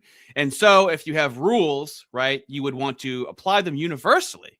Because he talks about limiting principles a lot. James Lindsay does. So curious to see how this pans out. Because they don't want to say so, because there's American statutes. Why do they get a pass? Why do they get a pass about that? Well, because they're our ally and Iran's our enemy. See, it's so because we're the good guys. Okay, because like this, I understand why a Muslim wants to hurt me after listening to this guy right now. Okay, yeah. Like, dude, it's so antagonistic because we're the good guys. I can just get this hang out at home. We're the good guys, and they're the bad guys. It's that easy. The thing is, right? This is so. This is what destroyed the international order, right? This is literally what destroyed the United Nations. This is what has destroyed the Non-Proliferation Treaty. This is what has destroyed the International Atomic Energy Agency, because the whole idea of the UN was set up that everyone was going to follow the same rules. Now, okay, there's a bit of like wriggle room there, sure, but you can't just have like one country just blatantly, like Israel has like more United Nations decisions against it than any other fucking country. And then after a certain point, they just started whinging about the fact that they had so many United Nations like decisions against them. Like, oh, you know, it's just because we're Jewish. No, it's not. It's because like the history of Israel, Palestine, Lebanon, it goes back for fucking forever. And they never ever. Technically is because they're Jewish. Technically, it's their entire identity for thousands of years. At what point can it be because of that? It's just because, you know, we feel free to disregard international law. It's very, very unfair. But when it comes to fucking other countries, right? You know, like when the US wants to like use the NPT or the IAEA, right, to like fuck over some other country like Syria or Iraq. Oh, then they're all for like international law because it's incredibly partial. So I reckon you could make a solid argument that Israel has actually undermined the entire international order, the post-war order. A very interesting admission. So our friends don't need to be transparent about their nuclear capability, but our enemies. It's good to be America's friend. But our enemies, dude. Yeah. They can hide stuff. Yes. So right. let's remember that then. Right. Let's keep that in mind. That they can hide things, and it's okay they can hide things because they're our friend. Like, I mean, has this been like discussed this openly before, or are they just getting really ballsy when their backs are against the wall? No, it's phase two. It's phase two, as I said, right? Like phase one would be, you know, you're not allowed to ask that question, right? Like whenever Israel was like asked whether they have nuclear weapons, they'd just be all like coy about it. Maybe we do. Maybe we don't. Fuck off, right? But now it's phase two. They have to talk about it. So again, they just wind up defending the indefensible. They dig the hole even deeper, yada yada yada. Please do. Yes. Wow. That's exactly how it works. Well, that's because we have the B-2 bomber and they don't. Hypocrisy, isn't it? No, it's only hypocrisy if you don't have a normative view of whether the United States is good and Iran is bad. I don't think there's a normative view of those there things. is no single. Yes. There is no single good reason why Israel should be allowed. I've made videos about this. You probably heard me say it. The reducing everything to good and bad. Yeah. Like it's becoming evil at this point. I mean, with cluster B people, it's called splitting, where everything is either all good or all bad, and then we're the good guy, and then they're the bad guy, and like it's such a dangerous thinking. It's not always just that simple, especially when it comes to global conflict. It's really our first war where I've been like, wow, we really just are going around just killing people with no rules, and I'm understanding why people would have disdain for my country. But then I realized that it's not necessarily my country that's doing it. Some of the stuff, I guess, I don't know. My country isn't the people, you know? Yeah, no, exactly. It's your fucking crazy ruling class. This is why I fucking hate the America versus Eurocucks thing, right? Like, you know, it's not It's not the British. It's their freaking psycho government. Right. Like it's exactly the same thing, right? Like once the fucking commies take over and they brainwash like half the population, of course it looks like they're being like completely crazy. To refuse to admit whether it has nuclear weapons. There's no reason. They should be called the international law police. They should I mean, again, the United States. It's that hubris of like, well, what are you gonna do about it? Oh, you don't think it's right? Yeah. We'll call the international law police then and fucking do something about it. Yeah, like exactly. That chest puffing right there. Core ally of the United States, and the United States is the most powerful country in the world. This whole multipolarity talk is just silly. There's a unipolar hegemon in the world. It's the United States, and we're also very benevolent. And so Israel, our friend, does it. Gets when you say America is the Iranians don't. Okay, that's the way the world works. When you say America is benevolent, how does that sit with the president of the United States 2 days ago talking about the imminent destruction of an entire civilization? Now, what do you think? What do you think Will over here is going to say to that? How Trump he's going to say, right? Like it's totally acceptable if we do a heckin' wholesome Chungus genocide because we're the good guys. Even worse. Oh my God. Even Look, gayer. Look, Ardy, what you got to understand, right, is there's good genocides and there's bad genocides. No, he can sidestep that entire thing because they've said death to America, and that's going to be the Oh, fuck's sake. So you mean like death to America, death to Israel, right? Like, are they in a position to do anything? When they said that, did they have their finger on a button? When they fucking said that, he completely ignores all of that and go, yeah, but they said death to America. Well, words are violence, after all, right? And silence is also violence. But funnily enough, violence isn't violence. Yeah, and we never made up any of those. The comments, by the way, are absolutely massacring him. Absolutely trashing him. Will Chamberlain sounds like a spokesman for Netanyahu. Imagine a nerd with zero military experience questioning a decorated military veteran.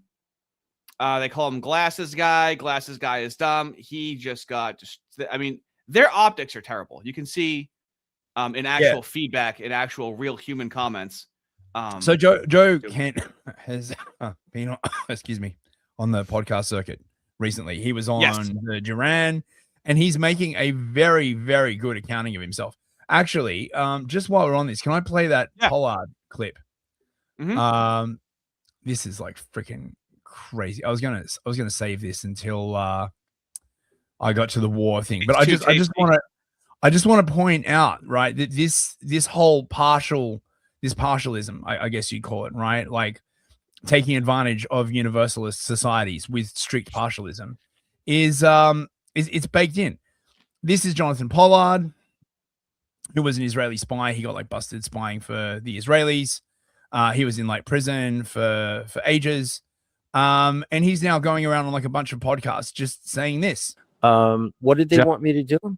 No, what did they want me to do? They wanted me to sign a document implicating most of the American Jewish community's leadership in my activities. They wanted them implicated. It was a decapitation effort. And I noticed, Israel, that there were quite a few people on that list in front of me who were actively endorsing my execution at the time. But my father raised me never to Moser another Jew, never to betray another Jew. If it were in front of a kosher bed din, as my father said, that was one thing. But in front of the goyim, no. Now, I can't help but notice at the bottom it says former U.S. Navy intelligence analyst. Yes. It was a huge scandal. Don't worry, bro. Would you say that's a dual loyalty? An example of dual loyalty? Don't worry. Trump pardoned him, and he went back to Israel. So it's all good, right? Like don't worry about it. In case you're not aware, cute conversation he's having with Israel Ellis over here, dude. This whole thing is a fucking comedy skit.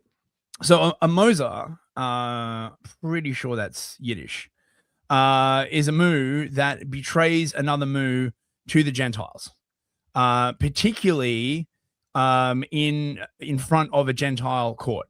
Okay, do we have any words for whites like that? Betraying other whites, dude. And can we start coming up with some of these? Can we come up with a word for betraying a white? Yeah. Or like I don't know, right? So because the Moos have their own courts, a bet din, I believe it's called. I hold on.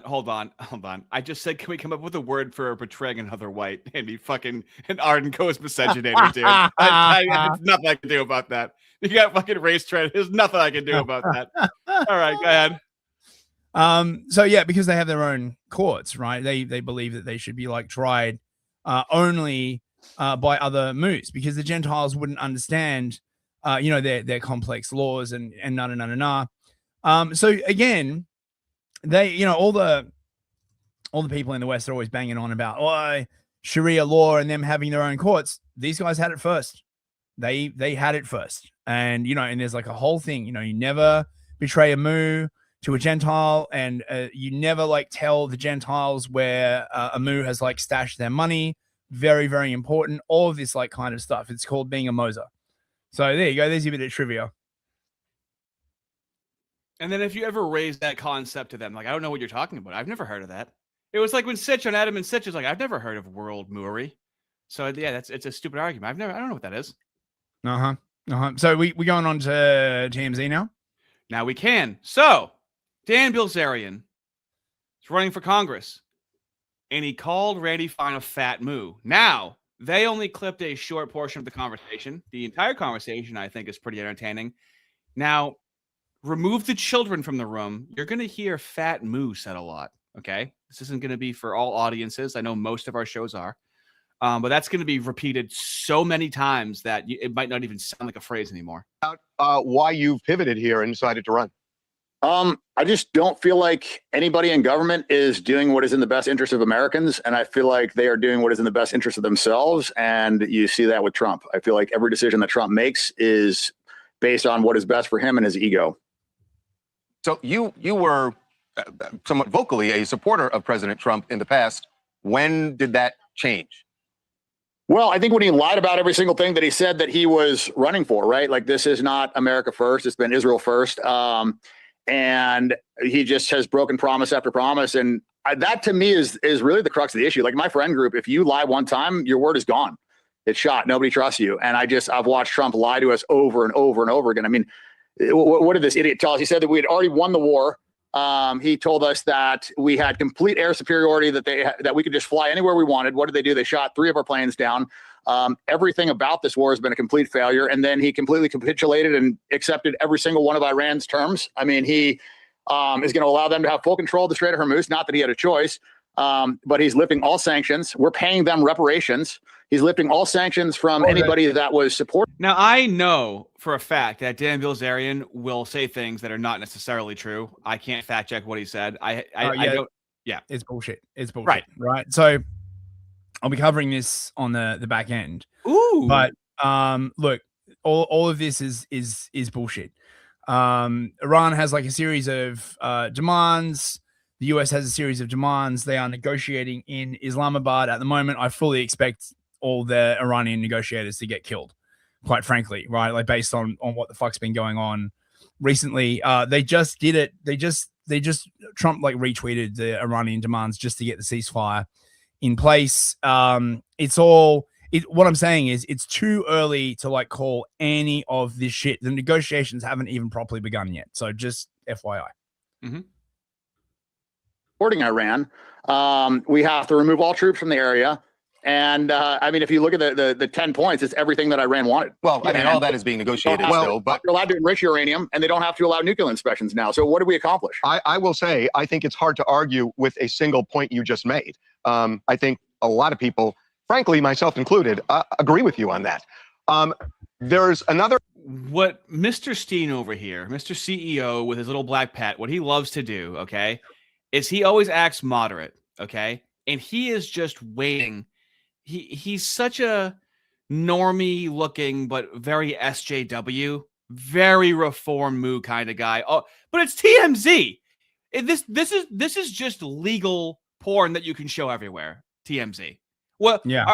Are they known for being a journalistic news outlet? And he shamelessly can just show his face as the CEO. I can just never forget when they had Eric Harville on, and he was like, well, you want like a white only settlement, like, can't blacks and moos come along? Gays, can a gay black moo come along? Yeah, and yeah. he's like, why do they? We're literally in the middle of the Ozarks, like. We're probably a 4-hour drive from an airport for you to get. Like here. You could literally be on Mars, right? And he'd be like, what's to stop us from making a black and mooish spaceship and coming to your little thing? It's like, oh my god, just leave us the fuck alone. Like, can you just stop? Oh, element to this, which is Israel, and you mentioned Israel, and you are. You seem to view Israel as the enemy here. Could you explain?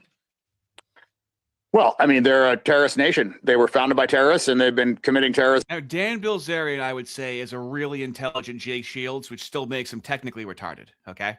Yeah. Dan Bilzerian is a much better. He won't say things that are correct. He'll say them very confidently, but he will do the Jake Shields Spurg thing of like, yeah, they're terrorists, and he'll just come out and say it. That I love him for. Yeah. Since their inception. I mean, and prior to their inception, they bombed the King David Hotel. They poisoned Palestinian wells. I mean, they've been a disaster. I mean, the Haganah, the Irgun, and the Stern Gang is what comprised the IDF, and those were all designated terrorist organizations. So, and the leaders of those organizations went on to become prime ministers of Israel. So this is a country that was founded on terrorism. They've been committing terrorist attacks. They've been committing a genocide, and we're paying for it to our own detriment. And they're dog walking us into wars. So, now, rhetorically strong, okay? We're gish galloping. We're making sure we say the word terrorist over and over and over and over again. So rhetorical. It's also accurate, and I'd like to point out that a lot of those Mooish terrorist groups moved to Western countries and then set up like basically Antifa, like labor organizations and all this kind of like other stuff. Like, so yeah, I mean, Bilzerian is correct. Like the bombing, like, I mean, this is the funny thing, right? Like whenever they talk about.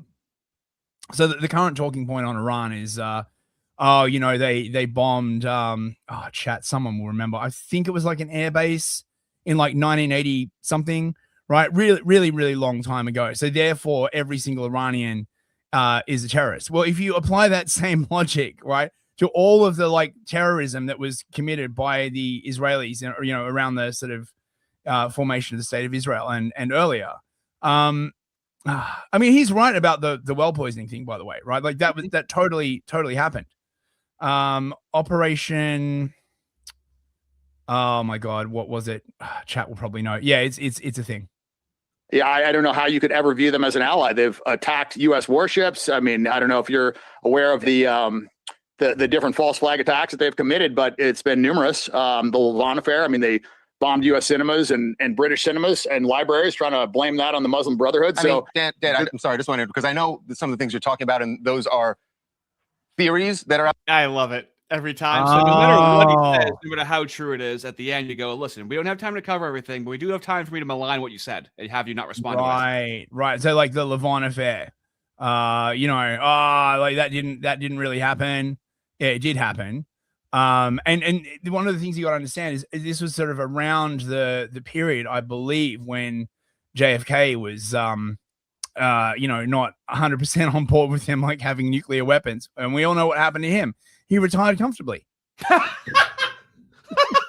Out there that are this is not debated. Look, I don't want to spend the time kind of getting into that, because believe me, there's a big response to what you just said. The bigger thing to me is that you don't seem to have a problem. Don't you love that, the sidestepping? Oh yeah, there's a big response. I'm not going to say what it is. Yeah, exactly. Right, like rhetoric. It's going to be like Reddit posting, kind of like As long as the audience gets the feeling that Dan's crazy, is all they have to do. A few words of that in there. With Israel, just Israel, you seem to have a problem with Jews. Well, I mean, that's a ethnocentric state, and it's being run by Jews. Well, hold on. Let's talk about the Jews in the United States, not in Israel. Okay. You called Randy Fine. You called your opponent this fat Jew. Now, fellas, that is not going to be the only time we've heard that. Now, I put him in the thumbnail for a reason. Look at his face. He's really happy that he landed that one. Look at him. He's got that. I landed it. Now, Randy Fine is in fact fat and a moo. He wears the little hat and everything. Okay. Yeah. So I mean, he is. So, but what would you even say? You would say he is. But let's see how Dan handles this, because he's running for Congress. All right. Okay. So he's not from Israel, but you called a guy in Florida this fat Jew. How is that not anti-Semitic?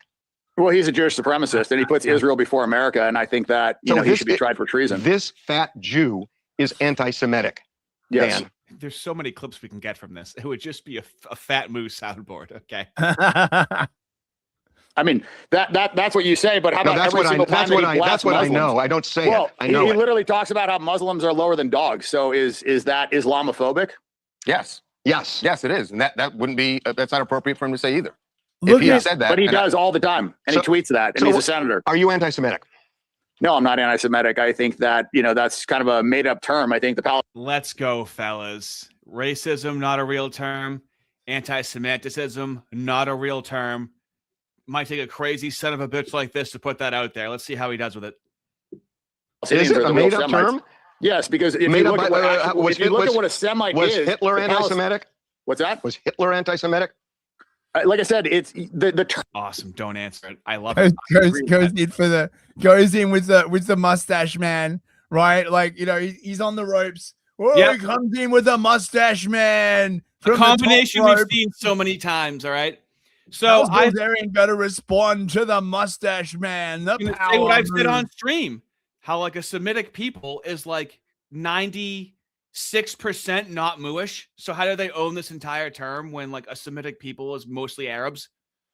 Which I've said. So I was really good to hear that here, because I want an answer to that. Term is focused solely on Jews, but actual Semites are the Arabs, and Palestinians are Semites as well, and they actually have more DNA lineage to that region than any of the Eastern European Ashkenazi Jews that have taken it from them. So I kind of have issue with that term and how it's been hijacked to only talk about Jews. So if you want to call, I love how the left and the moos get to like do all of this wizardry with language. Okay, what is a woman and whatnot? Yeah, mooish zone. But then when it comes to the term anti-Semiticism, it's like, well, that term actually just doesn't even, it's not even contextually accurate. That actually doesn't, it's not even an accurate term. Yeah. Oh, but it's an identity without an essence. It is the fundamental conception of leftism. It all comes from them, like all of it. Anti-Jewish, then you can call it anti-Jewish. Well, I'm not going to call this anti-Jewish. When you say that this fat Jew, you can take You can say it as many times as you want. It's only getting funnier, Harvey. Okay, you can keep fucking saying it, dude. I'm here for it. Just for the next 4 minutes, just say fat moo the entire time. I'll watch it. I have no problem with it. Another race, and you could use another epithet, but you're anti-Semitic then. I'm not. I have Jewish friends. It's quite an interesting tactic, right? That they just lie in wait for you to say something accurate and then just like leap on you. Like, how dare you describe something accurately? Like, they just, look, if you want to like describe something, you have to describe it on our terms. We have to tone police you. You have to use our language, all this kind of like shit. They just lie in wait and wait for someone to say something accurate. Now, Dan could have gone into, well, how are you even defining anti-Semitic? He could. The definition game at this point, I think a lot of us are past it. Doesn't seem like his style either. He's like, oh, they're just not. I don't even care how you define it, they're just not. Which I also appreciate that approach. Your best friends I are don't paint Jewish? all Jews with one brush, but he paints all Muslims with one brush, and it's accepted. And for some reason in this country, it is okay to just blast Muslims, bash them. You look at what Bill Maher said about Muslims. I mean, it's this double standard, and I don't like the double standard. And I look at him as a Jewish supremacist. He believes that Jews are better than other people, and he puts Israel before America. And so if you've got a black friend that you don't like, do you use the N-word on him? No, I don't. Bad answer. Yeah, the proper answer should be like yes. No, because how are we comparing descriptively fat moo? He didn't call him a K-bomb. He didn't call Randy Fine a slur. He didn't call him a slur. Calling a moo is a slur. Comparable to the N-word. So the J word is the new N-word, right? And basically there'll be like no words to it'll basically be like BLM, right? Where this shit like kicks off, and the precise moment you really need that word will be basically banned. That's just that's desperate That's so shameless and desperate to be like, well, he's fat and he's a moo. You can say like, I love how we don't care that he's calling him fat, by the way. Fat would have been fine. Fat. Why do we have to include the fat when we're only addressing the moo? It's so silly to me. It's a difference when you use the word fat Jew for a Jew you don't like. Well, is Jew the same as because that is not the same. That's not one is a slur. Oh, casualty on the black right there. That was some white on black violence. Did you catch the black guy? Did not like that one. Right, and one is describing a religion. So you can't compare the two. Really? There's a way. How can you compare those two? There's a way you say it, Dan. There's a way you say it. There it is. It's the way that you say it. Don't you love it how the lineage of the moo is matrilineal and the home environment is the mother for the black? It's got to be on purpose, dude. Man, every single time you like pause, right, and I look at Levin's face, right, like he thinks he's really good at like hiding his micro expressions, but they're fucking actually really, really obvious. Like once you, right, like he's really happy that Bilzerian dropped the N-bomb just there. He's like, oh, yeah, got him. Like, oh, really? Are you sure TMZ is happy about that? Is that something that footage that they normally have to pay to get their hands on? The intent is the same. It's not the same at all. So one is a slur, one is a racial slur that I don't use, and the other one is describing ethnicity. You just used it. Well, are we adults? Can we talk about a word? Was a word so offensive that it just you can't say it? We have to say yeah. The answer to that is yes. So I want to ask a question. People are too sensitive. Dan, I know you. I mean, people are sensitive, but if you're really going to run for Congress, you're going to face these questions on the campaign trail. You're going to face it in debates, and you have lived your life in a way that clearly those things are going to be brought up. You've lived your life in a way. These turns of phrases, dude, would make me spurg out at this point because I just know what that means. I wouldn't let him get away with it. Live my life in what way? What way do you live your life? I wouldn't be able to let that go at this point. Yeah. As we're talking to you, I realize you have lots of money and that spending it on this campaign it may be fine for you. I'm just curious that you're running in Florida as a Republican and you are anti-Trump and clearly. I'll say anti-Jewish because you don't like the term anti-Semite, but you're clearly anti-Jewish, anti-Trump, running in Florida as a Republican. It doesn't add up like you really have a chance to win this. Why would you throw yourself into this race with all that against you? So I don't like racism. I don't like supremacist mindset. And I think that's exactly what you have with Randy Fine. And I am against everything that he stands for. I don't like putting a foreign nation before America. Look, I don't want to be a congressman. I don't want to be in government. I want to be free. You're running for Congress. Because nobody's doing it. Our country's being run by pedophiles. Like nobody's operating the best interest of America. And so if nobody's going to step up and do it and everybody's frustrated, everybody's like talking about it, but nobody's actually doing anything. So I feel like I'm in a unique position because I have a following and I am not affected by money and I don't care about being in office. And I think the people that are going to be the best government leaders are the people that don't want to do it, but feel that is actually like unbelievably true. Yeah. Right. Yeah. No, exactly. And I mean, they do say this, right? That the best people to put in positions of power are those who do not desire power, number one, and those who are independently wealthy, number two. Yeah. And there's been a big argument about how by sort of, reducing, because, it often feels good for people to say like, yeah, we want to pay our congressmen like less and no.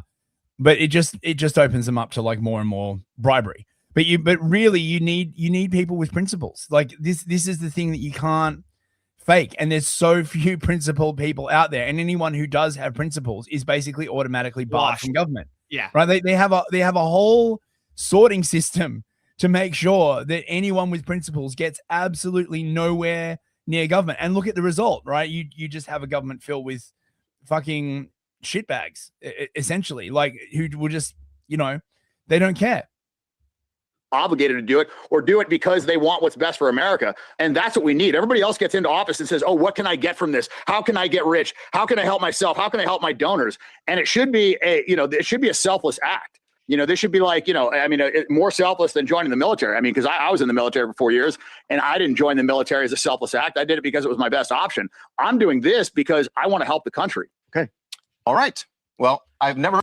Fellas, I have some valuable words to say to you right now, and I hope they really stick. Bot shalom. Daddy's home. We got Randy Fine coming up right now, okay? And he's going to respond to TMZ about what Dan Bilzerian said. Now, is he going to be focusing on the fact that he was called a fat moo? Yes. Also, is he going to bring up again that he was called a fat moo? Yes. And then will that be brought up many more times? Absolutely. Did I hear anything else they talked about? No, I blacked out because they were saying fat moo so much. I couldn't even hear it. So let's see how this goes. What do you think about what Dan Bilzerian said? He called you a fat Jew. Well, look, thanks for having me. I've had people call me names my entire life. It doesn't bother me. I think it's part of the territory, unfortunately, of being Jewish in America. But perhaps, Harvey, to try to explain where you... Why don't they ever address the fat? Why do we have to include the fat if we're never addressing that he called you fat as well? We're only addressing the moo, so just say he called you a moo. What you want to know what it is the fat moo. That makes it a pejorative slur. He should have called him an obese Levantine. Yeah, exactly. We always adapt, don't we? Mm-hmm. We're coming from. When you refer to me or someone that way, it's not being stated to make a statement of fact. It's being stated as a slur. Oh, that's why he's doing it. Right. So Is like this Mark Levin calls people vermin, right? Is this secret mooish mind reading power of which I've heard so much? They can see into your soul and know what you meant. Yeah, you can't see it now, but he has this weird little device on the back of his head that I think helps him read minds. When he shifts his head, I think you're going to see it. I don't think there's an antenna sticking out of it, but it's something that's on the back of his head. Making that statement, not that I'm a Jew because it's factual. He's making that statement because he views that as some sort of negative thing. Now, I'd never heard of this guy before until a couple of days ago, but having watched your interview. And what is step one? I don't know who this person is. Do you think he's going to remember his name, Fist? What are the odds he bumbles his name? Oh, mate, that's such a classic tactic, right? Like, I don't even know who this person's name is, right? I mean, he's running against you for like Congress. I don't. Mate, I'm so secure in my position. You're barely. I mean, this is the paradox. You're barely worth mentioning. You're like filth on the bottom of my shoe. Not a slur, by the way, when he says that. Right? No, of course. But at the same time, right, important enough that this has to be addressed. Obviously. It's clear that he simply doesn't like Jews. In America, you're allowed to do that. I don't think it's going to work out to become a congressman having that perspective. And I went and looked up some of the things that you've been quoted as saying, and I got... Now, actually, I do remember this. It's going to take a turn here. So you got to remember, TMZ is like reformed moo, okay? Mm-hmm. TMZ is pretty lefty, okay? And right. This guy's been saying some stuff about the precious Palestinians and Muslims, okay? And they do kind of hold his feet to the fire. Now, did it take each of them to hold up each of his legs individually to put them to the fire? Absolutely. But did they do it? I think they did a good job.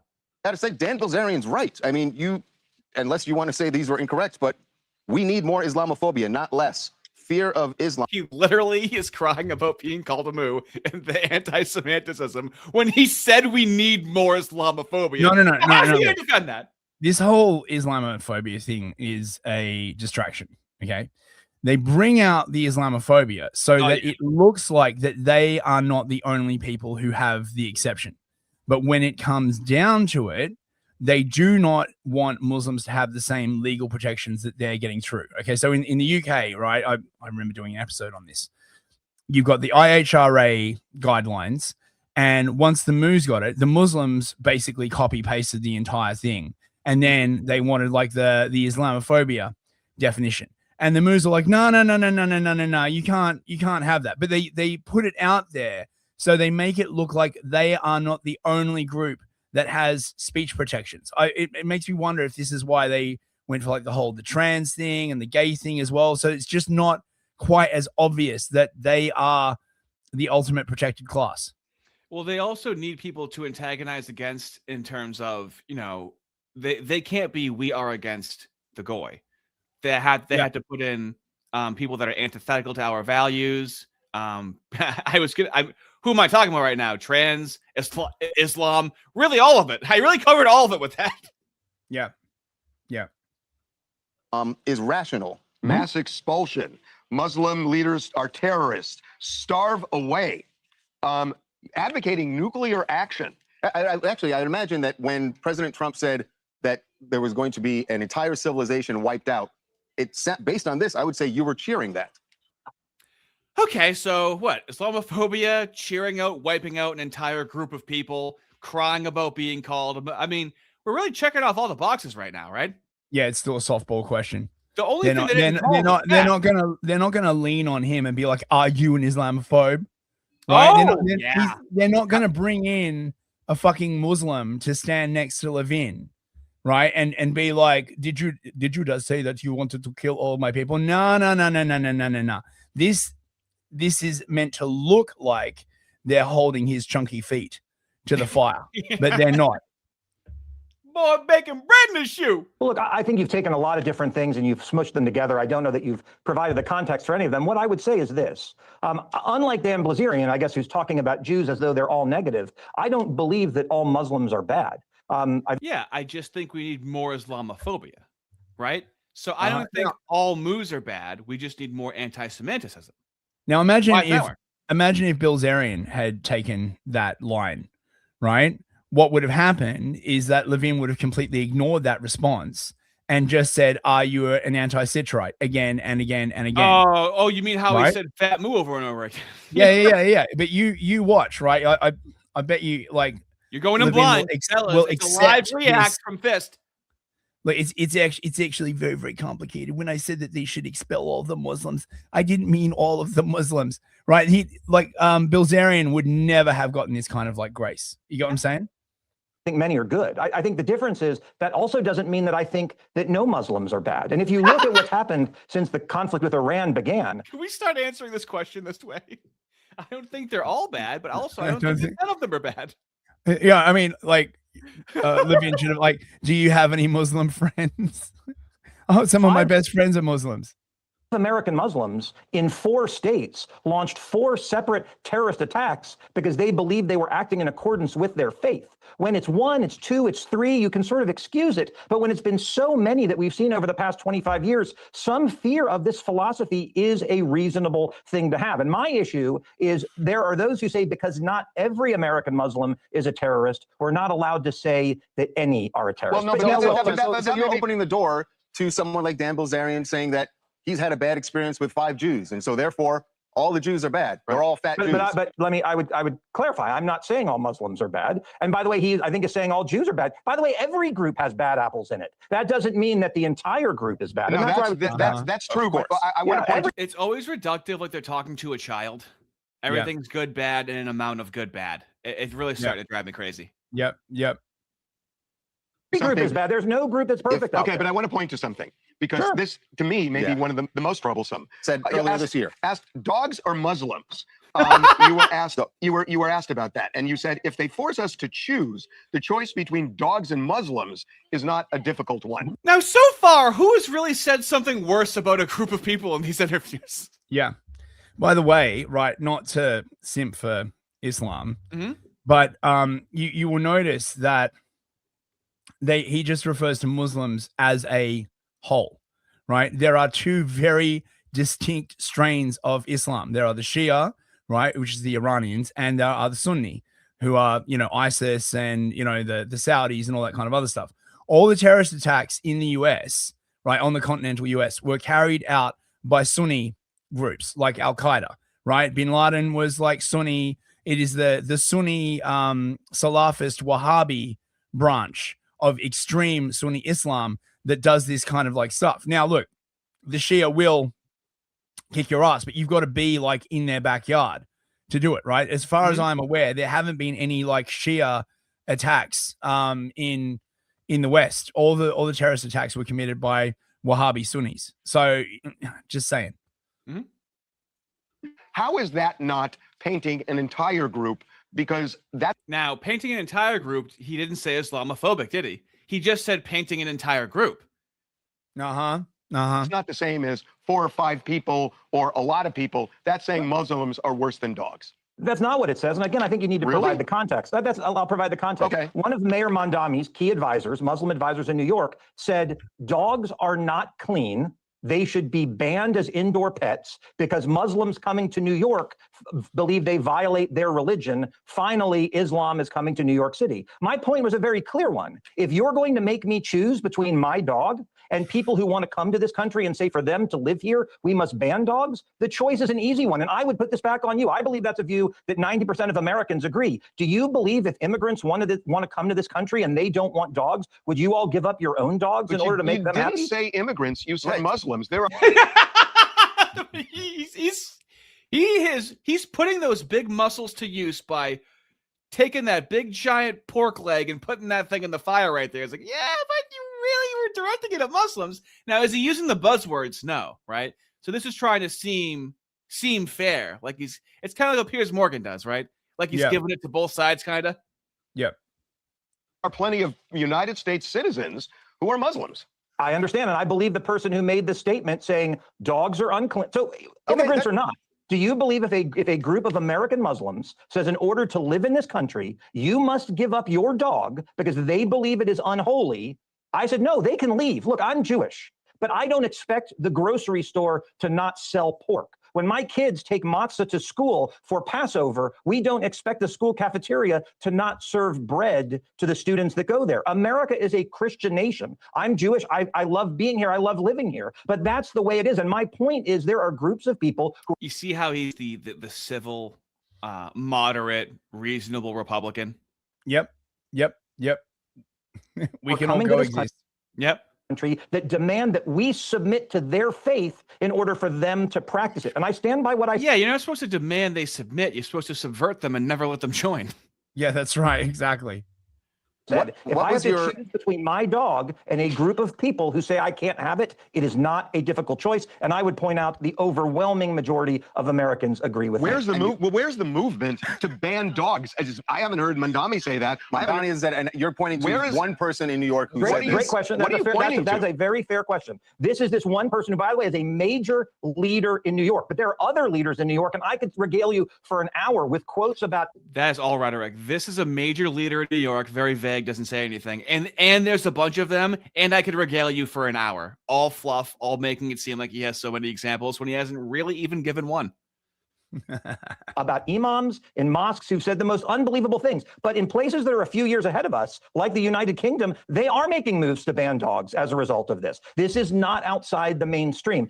If we're going to bring up the United Kingdom and what the Muslims are doing over there, can we make the conversation probably not about fucking dogs? Yeah, except dude. they are doing that, right? There's like yeah, stuff coming out I wouldn't doubt it, saying like the reason why all the Muslim migrants don't want to go into the countryside is because people have dogs. And I mean I think it's just going to like drive more white people to own dogs, quite frankly, just keep these people the fuck away. We didn't know that. Yeah. I have, I don't know whether this is like a thing, but I have seen some TikToks of people like adopting pigs and stuff like that and walking around with them. Why would you not do that at a certain point? Yeah, I know, right? First of all, many people have always thought of getting a pig, but they're like, I don't really have a reason to get a pig. And then when we have a reason to get a pig, you go, well, now there's no reason to not do it. Yeah, now you got a reason, But look, to get back to Bilzerian, I don't know how long we have. I would simply say this. You ask about, him an opponent.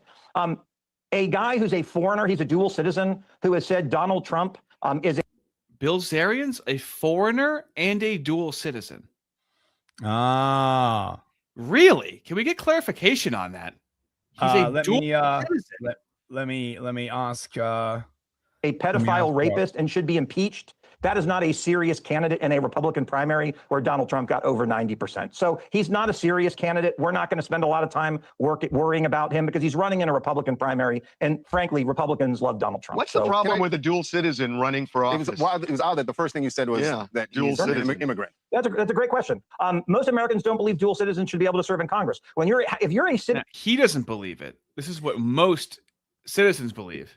Yeah. So Bilzerian is Armenian originally. Mm-hmm. Right, so he's I presume he's a based Armenian Christian would be my guess. He was born in Armenia. Yeah, he was born in Armenia. Yeah, right, and then he became a citizen. And so did he not renounce his citizenship there would be the question, right? No. He is, of course, part of the very, very powerful Armenian lobby that has, it's him and Anna Kasparian. We have like an Armenian Holocaust museum somewhere here. Whatever it was. Look, the Armenian lobby is a very, very serious problem, mate. I don't want to hear you like minimizing it, right? Like, that's why they're speaking Armenian in the schools, and I mean, fuck off, come on. Isn't of another nation not the same. where you've pledged an oath to that other country? How can you serve in Congress and live up to your obligation to serve the United States? By taking he served in the U.S. military, so he took an oath to serve in the U.S. military, right? My understanding is he's taken an oth to protect and defend another country. I just don't believe. Should he have been in the military? Been in what? Did he take an oath to protect? So we see now he found something out that he can attack him on. But like, okay. So Dan was born in Florida. So in 2018, him and his brother Adam officially received Armenian citizenship along with their father during an oath ceremony in Yerevan. This was granted based on their Armenian heritage after the process had been initiated earlier. He publicly celebrated the occasion, posting on social media about his first day as an Armenian citizen while training with Armenian forces and even firing weapons, including a bazooka in Artsakh. He also registered for military service in Armenia as part of the process. Both the US and Armenia permit dual citizenship. There is no public record of him renouncing either. Mm-hmm. So, yeah. So of course he's going to use this and he's going to ignore. I mean, how much time would it take for us to go through the Moo Republicans, ones that are dual citizens? I mean, I know there's been a list, there's been a meme that's out there. Right. Of course, that's going to be completely ignored. But the thing is, right, they could, look, if this bill passes, they'll all just renounce their Israeli citizenships. And then Israel will Israel will have a little database saying these guys are like secretly citizens. And so when they show up at Tel Aviv airport, they'll be like waved through. Like, come on. Wait a minute. No. They wouldn't even have to do anything legally because they still have ethnically. So it wouldn't even be, they could have, I doubt they would make up some sort of different law. Right. That doesn't sound very Mooish. That gives you all the same. Yeah, it's like what we do with them, where we were giving money for their economy, and then we changed it to now we're giving them money, but it's no longer for their economy, but we're giving them the same amount of money, but now we're not saying it's for their economy. Yeah, precisely. Should he have been in the U.S. military? In the military, because he served for 4 years. I mean, I don't have a problem with people who serve. Well, if you don't have a problem with somebody risking their life for the sake of the country, why would you have a problem with a loyalty oath if they're fighting for their lives for the country? I think you're conflating a couple of things. My point is very simple. I'm not conflating anything. If you are a citizen of a foreign nation, and by the way, I filed this bill 6 months ago, long before I'd ever heard of this guy. I don't believe that people who are citizens of another country should serve in Congress. But I just asked you, he was willing to risk his life and take an oath to support and defend our country. If he's willing to do that, you don't think that's enough? Because a lot of people who run, were you in the military? I'm just curious. I was not, but I've also never taken. Let me finish. I've never taken an oath to support and defend another country and then asked to serve in Congress as a result. Look, I serve with lots of veterans. I'm in awe of the service that they give their country. This has nothing to do with military service, but I simply believe that people who've sworn an oath to put the interests of another country above America should not be in Congress. It's not about him. This is a bill that I filed 6 months ago, and by the way, it's something that's been overwhelmingly positive with the people that I serve. Americans generally do not believe people. I'd love to know what's in that bill, dude. I would love to know what thing they include in that bill. What? I actually got Grok to look at this. Yeah, there's 6 seconds left. That are citizens of other countries should serve in the American government. But they should serve in the military. Interesting. What a fat moo. Very interesting. So, the No Dual Loyalty Bill refers to HR 5817, the Disqualifying Dual Loyalty Act of 2025, introduced by Randy Fine. The bill is very short and straightforward. No, that's weird. It states, quote, no person without regard to whether that person is a United States national may be elected to the office of representative or senator if that person is a national of any country other than the United States. So it would bar anyone holding foreign citizenship from being elected to the U.S. House or Senate. Candidates would need to renounce any foreign citizenship before being elected. There we go. It's specifically for congressional eligibility. Okay. Yep. It's just for Congress, not for anything else. You can be a dual citizen for other areas. Yep. Okay. Okay. Okay. That is true though. So Superchats. Yes, and I have Fuentes reading Trump for 5 minutes. Oh, okay, no worries. Okay, let's see. King Spectre for $5. Thank you, mate. I will have as many profile pics as I please. Oh my god. The Bro. man can't stop. TNR FNV for $5. Thank you, mate. You see, it's different because it's not the same in the way that it's the way that it is, obviously, mate. Well said. Well said. Jose Alva for $5. Thank you. Yes, Christos and Esty. Man, I can't believe I'm slowly assimilating like reading Greek. It's so weird.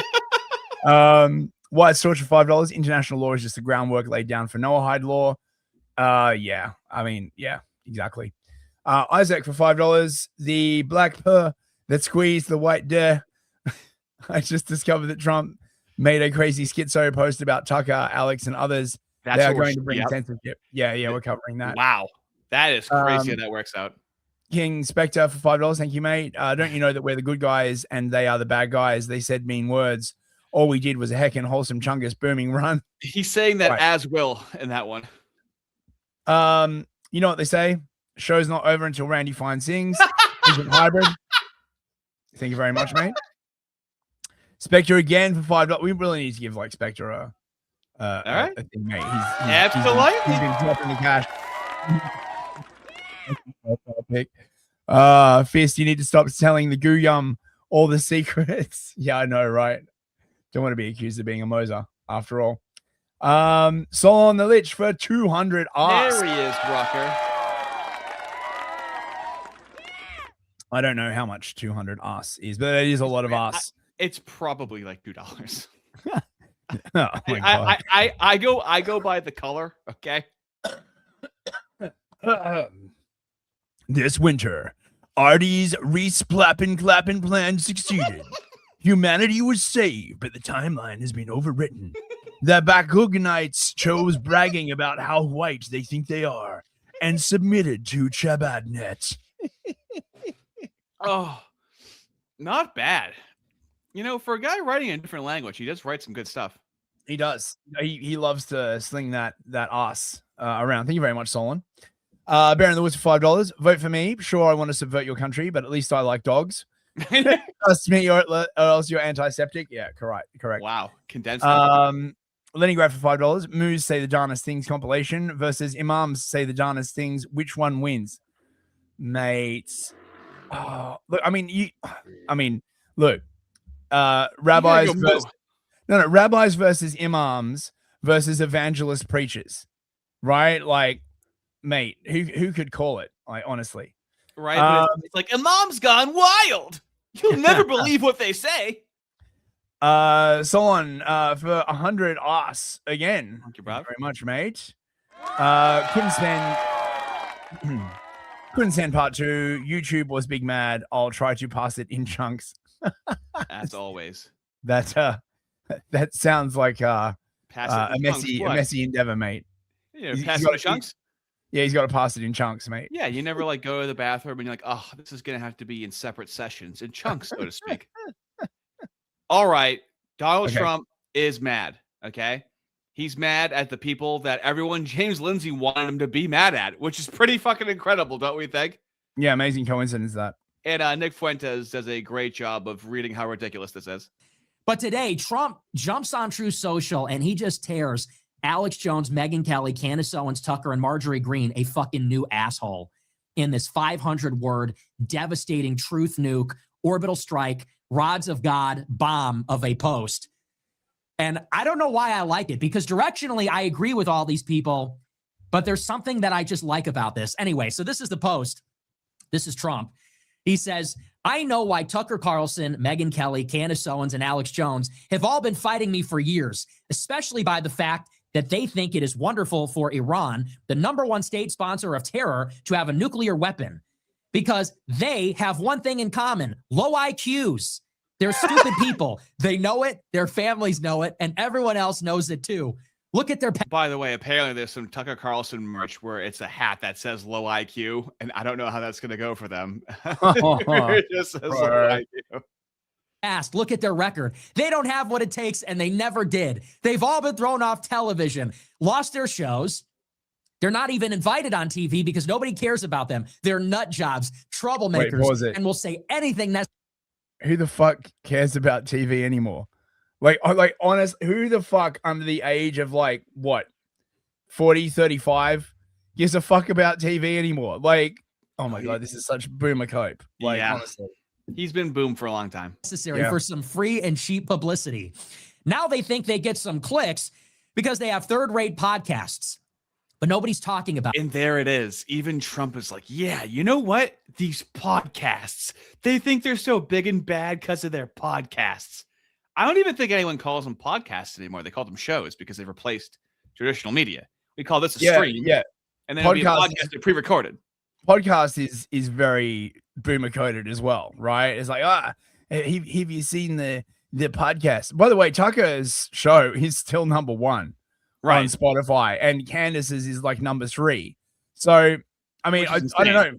I guess the next thing is they're gonna get the State Department or Department of Commerce to like lean on Spotify or something would be my guess. About them, and their views are the opposite of MAGA. Or I wouldn't have won the presidential election in a landslide.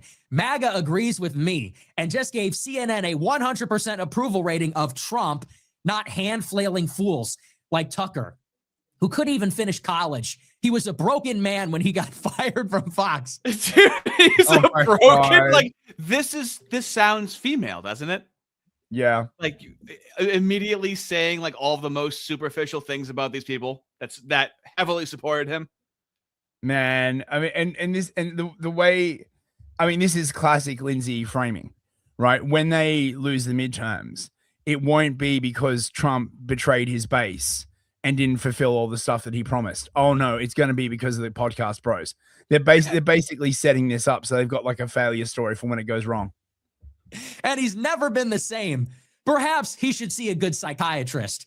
Or Megyn Kelly, who nastily asked me the now famous only Rosie O'Donnell question. Or crazy Candace Owens, who accuses the highly respected First Lady of France of being a man when she is not, and will hopefully get ready for this one. Win lots of money in the ongoing lawsuit. Actually, to me, the First Lady of France is a far more beautiful woman than Candace. In fact, it's not even close. Or bankrupt Alex. I love how it just goes on and on. It just keeps going. He likes that Alex Jones was bankrupted. What exactly did Alex Jones say about him? But this is all of the whisperings in Trump's ear, right? Alex said that he was being controlled by demonic forces, which would seem to be objectively correct if he's hanging around like a combination of Paula White and a bunch of rabbis. I mean, I'm just saying, like, I'm controlled by demonic forces. I'm glad you have nothing to pass down to your children. Really? I'm possessed by demonic forces. I'm glad you have no money, and I hope you can't feed your family. Do I really sound like I'm possessed by demonic forces? He writes, or bankrupt Alex Jones, who says some of the dumbest things and lost his entire fortune, as he should have, for his horrendous attack on the families of the Sandy Hook shooting victims, ridiculously claiming it was a hoax. It's like, and I shouldn't. Why is this so funny to me? It's ridiculous. Because you know me, I love Alex, and I love, he's really the only one I like, I guess, but there's something so funny that this is the president of the United States just lighting these niggas up, just lighting them up on True Social. I had to keep it in. And because they all supported him for like a decade and voted for him and shilled for him. And then he just lights them up. He writes, or bankrupt Alex Jones, who says some of the dumbest things, lost his entire fortune, as he should have, for his horrendous attack on the families of the Sandy Hook shooting victims, ridiculously claiming it was a hoax. These so-called pundits are losers, and they always will be. Now, fake news CNN, the failing New York Times, and all of the other radical left news organizations are hailing them and giving them positive press for the first time in their lives. They are not MAGA. They are losers just trying to latch onto MAGA. As president, I could get them on my side anytime I want to. But when they call, I don't return their calls because I'm too busy on world and country affairs. And after. Now, we can agree that he was somebody. I mean, they were like, dude, you have to post about these people. This was not Donald Trump's idea to post about the people that James Lindsay somehow also hates, right? That would be a pretty incredible coincidence, wouldn't it? For him to take time to post this. That would be quite the coincidence. Yeah. Yeah. Who ever would have guessed that James Lindsay would be closer to the president?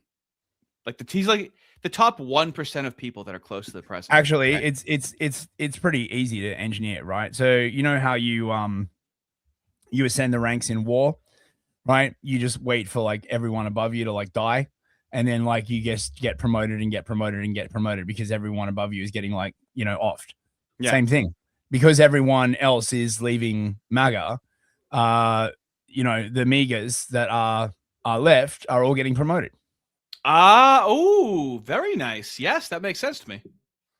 A few times they go nasty, just like Marjorie Trader Brown. But I no longer care about that stuff. I only care about doing right for our country. MAGA is about winning and strength and not allowing Iran to have nuclear weapons. MAGA is about making America great again, and these people have no idea how to do that. But I do, because the U.S. is the hottest country in the world. And that is the 500-word message, the literally 500-word Truth Social post from our fearless president of the United States, Donald Trump. And I suppose it speaks for itself. So he really hates these people. All right. And then we got Tucky. You want to set this up? Oh yeah. Well, this is. I mean, the fact that they're going after Tucker at this point is no surprise. I mean, this is only 40 seconds. Like, fucking play this shit. This is fucking insane. And it's time not to end it, not to set up an adversarial relationship, but to set up a healthy conventional relationship where Israel can pay its own bills and fund its own military and act within the constraints imposed on it by its own economy and population. That's what normal countries do. Most countries live with neighbors that don't like them, with whom they have testy relationships, but they make accommodations because they have no choice.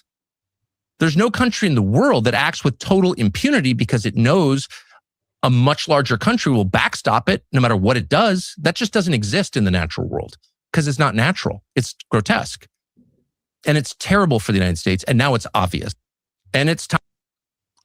Yeah, you skipped the start of it. He was basically like, it's time to divorce from Israel. By the way, Tucker is wrong. There is one other country that does that, Ukraine, which is headed by a person of a similar ethnicity. You know, I'm sure it's just a coincidence, right?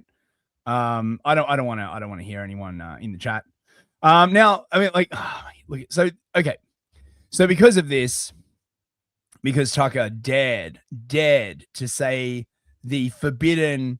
to ask the forbidden question, right? Which is like, why the fuck are we doing this, right? Underneath, of course, there is a larger question, which is this good for us, right? Mm-hmm. Has this course of action supporting Israel, Muri more generally, has it been good for America? Now, no one wants to start having that discussion because it is the answer is completely fucking obvious that no, it hasn't. Like, you know, you could just use fucking diplomacy to get along with all these countries in the Middle East, right? They managed to do it with all these other countries that are like Islamic monarchies, but the problem, of course, is Israel. And so there'll never be peace in the Middle East as long as, you know, Israel's like trying to do the Greater Israel Project. So now they're resorting to crap like this. Play this. This is fucking insane.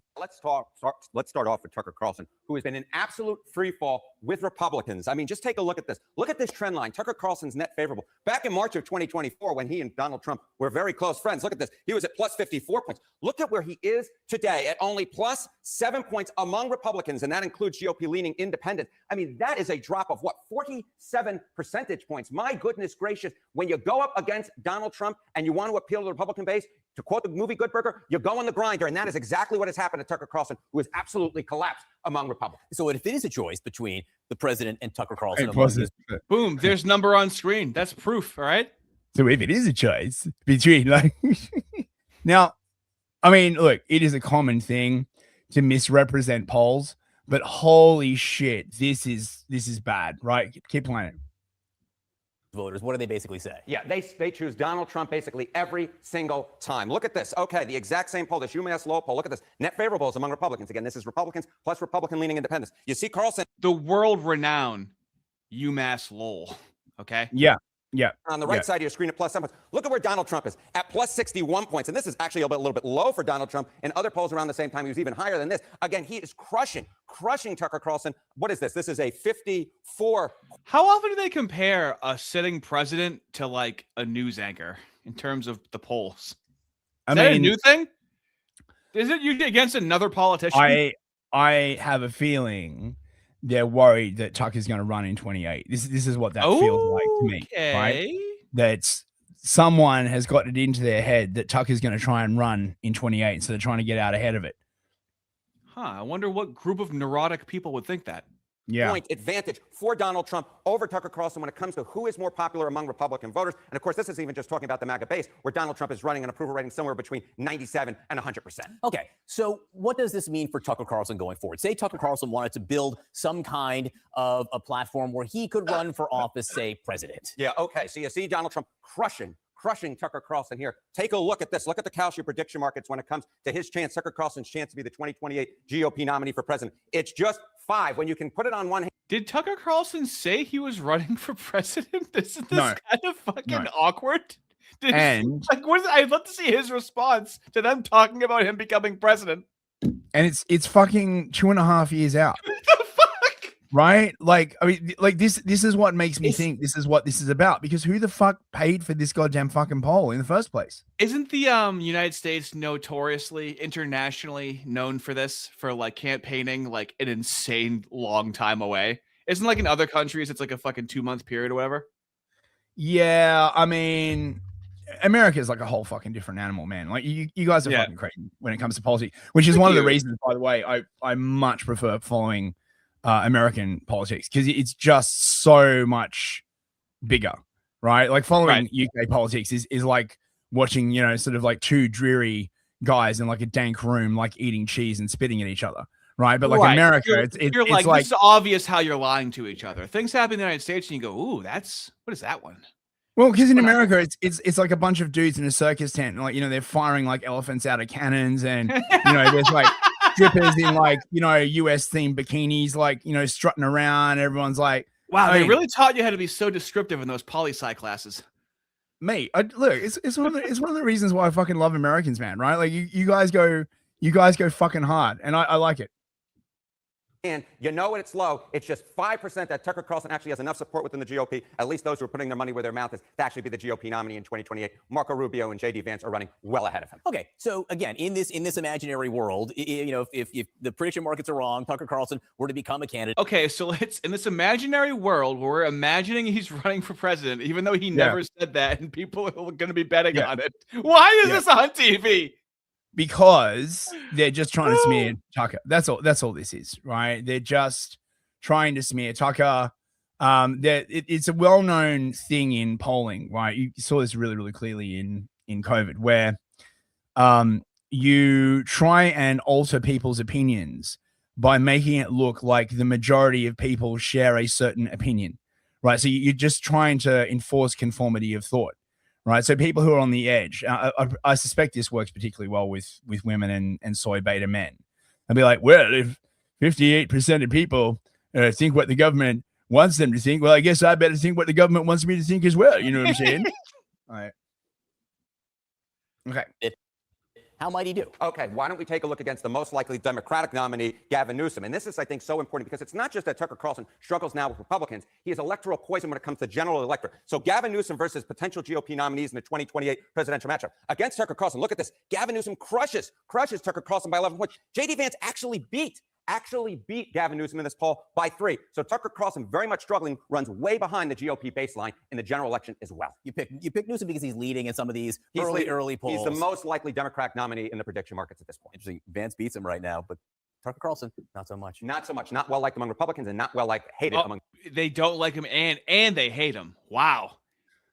Biting news story. We have Cernovich over here who actually read the poll. One of the questions was, do you think that Donald Trump has a personal interest in withholding release of the Epstein files or not? Definitely yes, 47%. Probably yes, 18%. Independents are 51% in the yes category.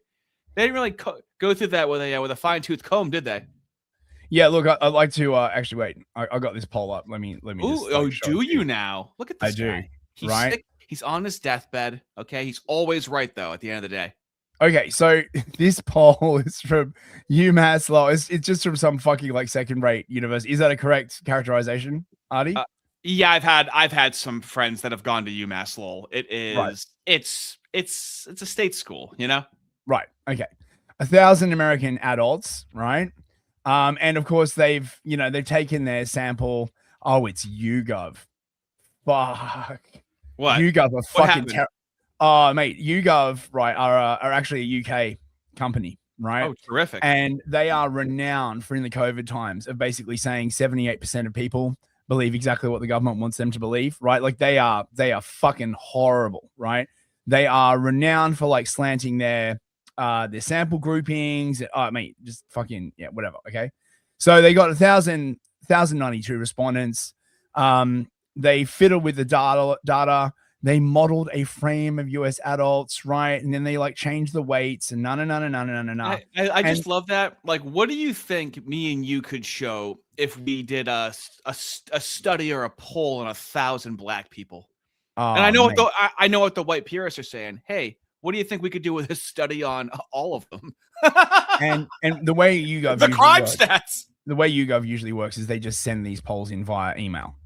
Okay, so there's no way of like truly knowing like who the fuck answered these, right? And they ask them 60 fucking questions. Okay, so I want to point this out that this sample group is weighted towards people who are internet savvy who would answer a 60 fucking question poll. Okay, right? So let's have a look at this, right? So if they held it today and it was Newsom versus Tucker, Newsom would like win slightly, but look at these numbers as well, right? If it's Newsom versus Tucker, 20 to 25% of people just wouldn't fucking vote, right? If it was AOC versus Tucker, AOC would win at 30%. Again, 20% of people just wouldn't even fucking vote, right? Most people think that shit is on the right track, on the wrong track. Sorry. 62% of women, 71% of men. What other stuff is there for Tucker? Do you have a favorable opinion of Tucker Carlson? Unfavorable, 38, 43. I mean, I just don't know how to fucking like even parse this shit, honestly, right? I mean, that's the country right there, right? Oh yeah, that's the entire 1,000. Yeah, I think that's why that's like almost the entire population of New York City, right? The 1,000. thing is, there isn't actually a thing where they say if it was a choice between Tucker Carlson and Donald Trump, how would you vote? That's not even in there. We really just don't have any like laws against lying in the United States, do we? No, I'm afraid not, mate. Afraid not. Very anti-citrus to suggest that. Okay, so are you done? We got the war. Yeah, I'm done. Okay, sorry to bore you. Sorry to drag you through that. Let's go back to your global slop, okay? Like anyone who cares about what's going on, the Strait of Varmousse or something like that. Yeah. The Strait of Hormuz, mate. That's the mussy I like. The one that gets me good services brought to my door. Let's do some quick super chats. Oh, sure. Excuse me. Oh God. Oh yeah, we're tough. Masqueration broadcasts for 50 dick. That's a lot of dick. Thanks very much, MCB. Hi guys, first time I catch you live. Can you restart the stream for me to enjoy the experience to the fullest? I'm afraid not. I'm Mush First time. It's his first time. It's like, man, I gotta catch them live so I can tell him to start it over again. Lenny Grad for $5. Look at Nick. He looks so happy vibing with Trump. He does look happy, doesn't he? Rosie. Spectre for $10. There Thank you very much, mate. How dare Alex Jones say Trump is controlled by demonic forces? It's just Mark Levin and Paula White whispering in his ears like worm tongue. How can he think these are demons? Is it because they are? Well, I mean, okay. You're not demons. I'm glad that you're bankrupt. And bringing up Sandy Hook was what, 20 years ago? Mate, imagine believing in demons in 2026. Don't you know we have mobile phones and digital watches now? Right? Like, feeding it to you constantly. Yeah. Lenny Grab for $5. You massive Lowell cow. There it is, fellas. See, he's stepping in for Stack Academics Legend tonight, okay? Very nice. Going for that title. That one last title. $5. I did see John Kiriakou in an interview say he was going to try and convince Tucker to run in 2028. I like Kiriakou. I know people say like, oh my God, he's like a Chinese spy, but they say that about fucking like everyone. I like listening to him. Jam for $50. Holy hello crap. there. Mate, that's pretty Chad-worthy. Hey guys, I just got home from a long day of work at the gas grape. The gas grape factory. Could you guys restart the stream so I have time to find happiness again and come up with something funny? What is the gas grape factory? Well, no, minus the G. So it says ass. Oh, right. Minus the G on both. Right. Not bad. Is that was a pretty clever way of getting it through YouTube? That must be where they make the dildo machines. Dildo well, I mean, it's honest work from Rabbi Shmuley. Uh-oh, fellas. Oh, you're on the payroll of the Jews. How else would he do it? He might own the factory. We don't know. Thank you so much, Jam. Very much appreciated. I hear his father was a tool maker. Masqueration broadcaster for another 50 dicks. Thank you. There are only two valid reasons to vote: abolishing democracy and the funnies. So yes, vote Tucker 2028. Support Lord Buckethead too. And just like that, we're voting for Tucker in 2028. This is how fast things move, Fist. You know, just like that, it's legit. I got sent my voting forms. Like, oh my God, I can't. Is the sight of voting too much for you? It's just like, what's the fucking point? Like, really, Lenny Gray for $5. Never trust a poll of people who are willing to click on a shady poll link in their email. Yeah, see, there you go. I know. Yeah. How else do you find these people? Okay, so we're gonna do just the last half hour on the war and what's been going on. Yeah, so war slop, exactly. So after last show. They did a heckin' wholesome ceasefire. The Israelis were not happy. Apparently, they were not informed. I find this hard to believe, to be perfectly frank, but that's what the Israelis are saying. Excuse me. Yeah, Lapid. Wait, who is this guy? I know he's in the government. I think he's like the finance minister or something. He's like, there has never been such a political disaster in all of our history. Israel wasn't even at the table when decisions were made concerning the core of our national security. And then fucking Oren McIntyre fucking cooked with this. Yeah, what does it feel like to have your fate determined by political decisions driven entirely by a foreign nation to which your interests were never a party? Got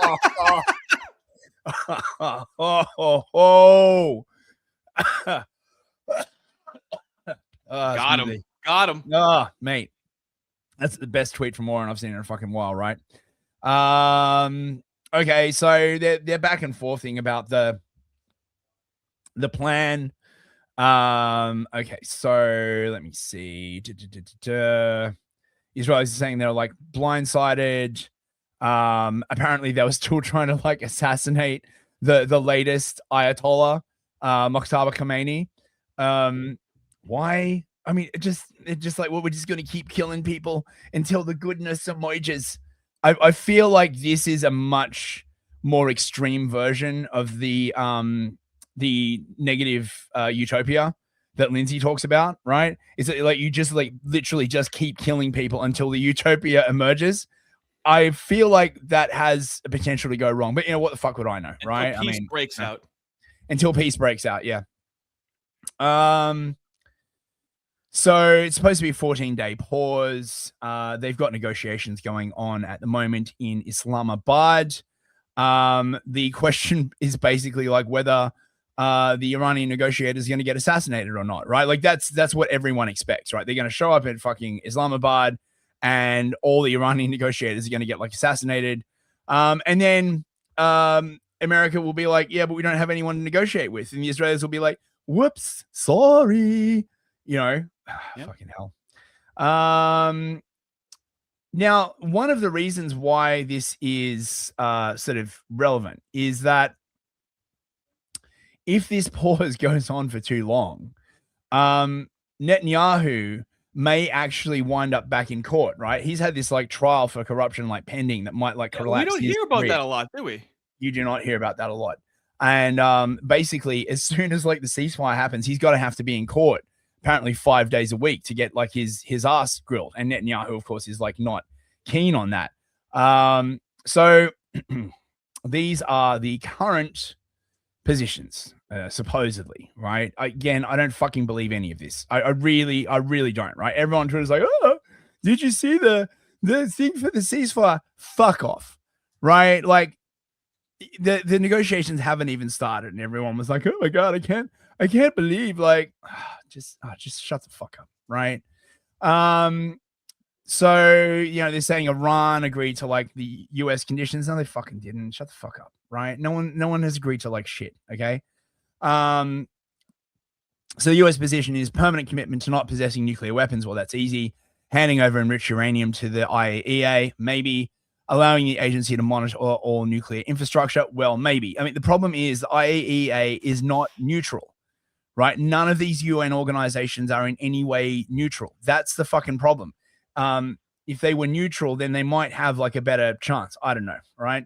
Halting uranium enrichment, reducing missiles in range and number, abandoning support for militias and proxies in the region. That means Hezbollah. That's not going to fucking happen. Ceasing strikes on regional Gulf energy facilities. Maybe if Israel stops striking them, then maybe. Immediately reopening the Strait of Hormuz without conditions or fees. I don't know. Lifting all sanctions. This is a big one.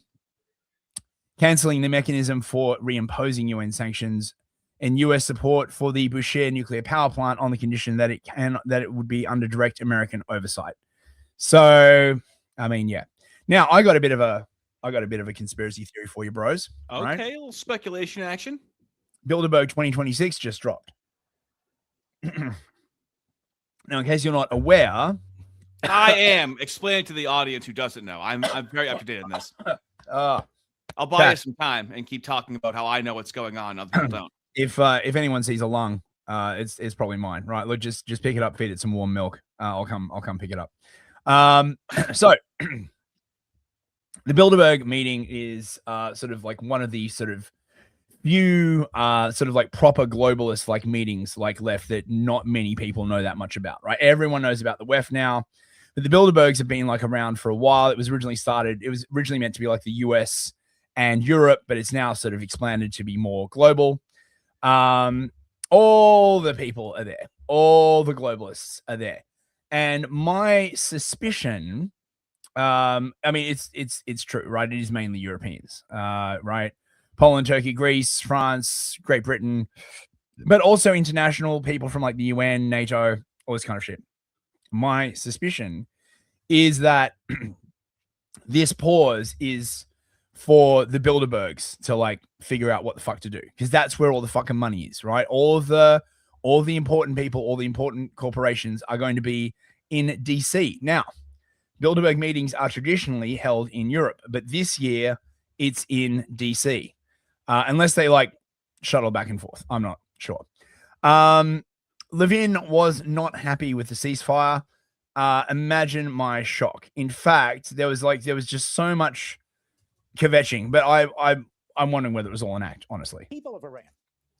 What are we going to just leave them there? There's nothing that we can do, and we're going to wash our hands over that? Levin suddenly cares about the people of Iran, bro. He's like, what are we going to do with the people of Iran? What, we're just going to leave them there under this tyrannical government? His heart just bleeds, bros, right? He's really concerned about the people of Iran, right? This is the problem with the ceasefire. That to me is morally very difficult to accept. And then what about the proxies, Hezbollah? I was reading these statements. Hezbollah has killed more Americans than Iran directly. Hezbollah is Iran. Hezbollah is firing missiles into Israel by the hundreds still. And here we have a ceasefire that they've already broken. And so, yes, the argument will be, well, they don't have control of this and control of that. Well, if they don't have control of this and control of that, how do we even enter into an agreement? There's a lot of complicated issues. It's very, very complicated. He suddenly cares. He really, really cares. So the ceasefire, as soon as it was announced, was basically immediately broken, is what people were saying. But the ceasefire didn't go into immediate effect for like a couple of days. It seems like it is broadly holding. Luma, of course, was not happy. Oh God, it's just me. What? It was good at all to try to negotiate with these people, because now they think that they have legitimacy, that they are, equal partners at the table, and that they are equals to our. Goyim getting very uppity here, right? They might start thinking that like they're humans, right? We don't want that. Fucking hell. Just real quick, I just need you to is this actually ridiculous? Is this a ridiculous comparison? No. Right? Because That's what I say. It's the fucking cheekbones, dude. They're ridiculous. They're unnatural. Very unnatural. Here in the United States. And I think that is a grave mistake. I think that it is a grave mistake to make these terrorist leaders, these IRGC leaders who are now in charge of Iran, to let them think that they are legitimate actors. I think that it's really dangerous for the long term of our own, not just our national security, but the survival of our country and the survival of Western civilization. I think it was a terrible decision today. I think it was a terrible decision to have a ceasefire.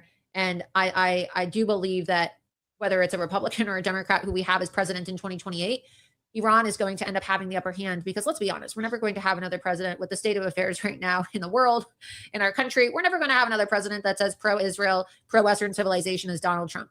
And being pro-Israel doesn't mean you're pro-Jewish. It means that, you support our ally in the Middle East that is on the front lines of combating jihad.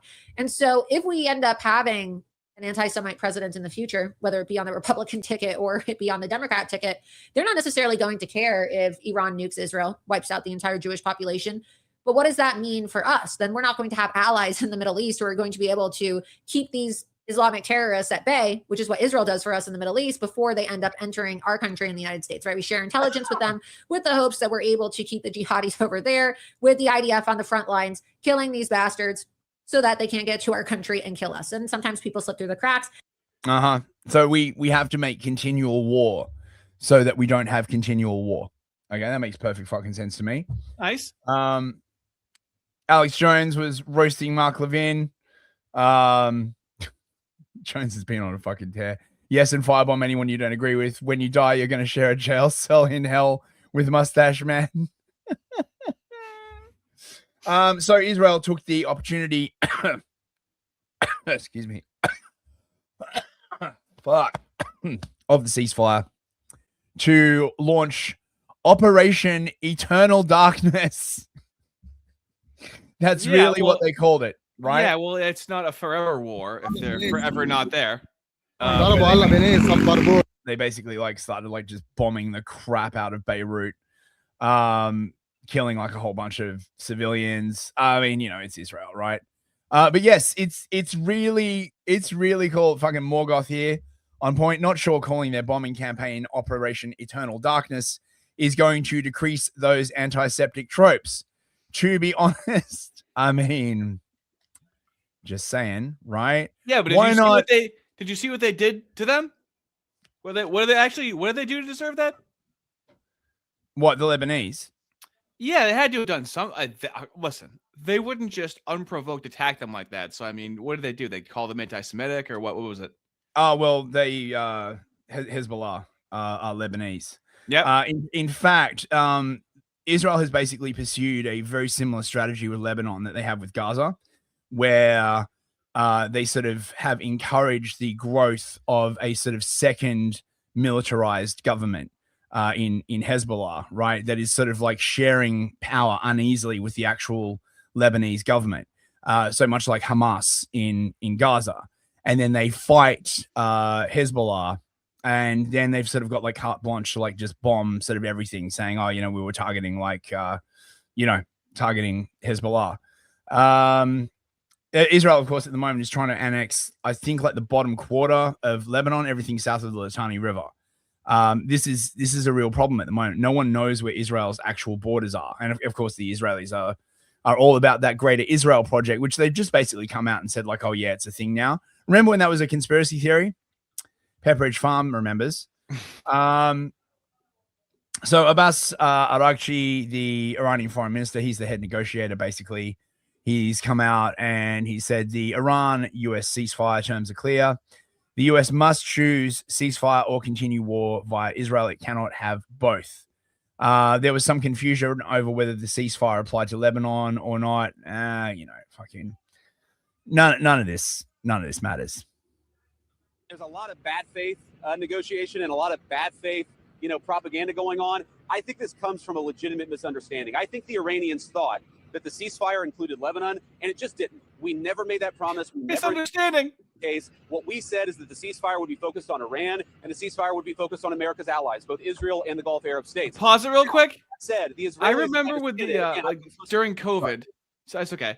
During COVID, where Biden was like, "Yeah, you guys are getting $2,000," and then he gave us $600. He goes, "that included the 14 I already gave you."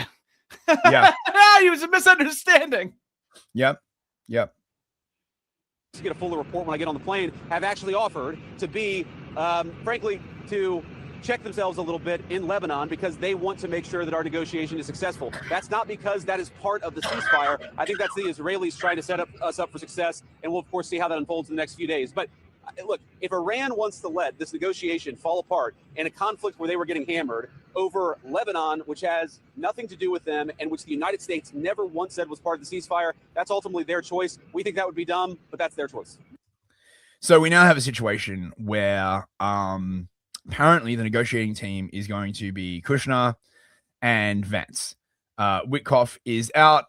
Vance, of course, is apparently giving like a different signal.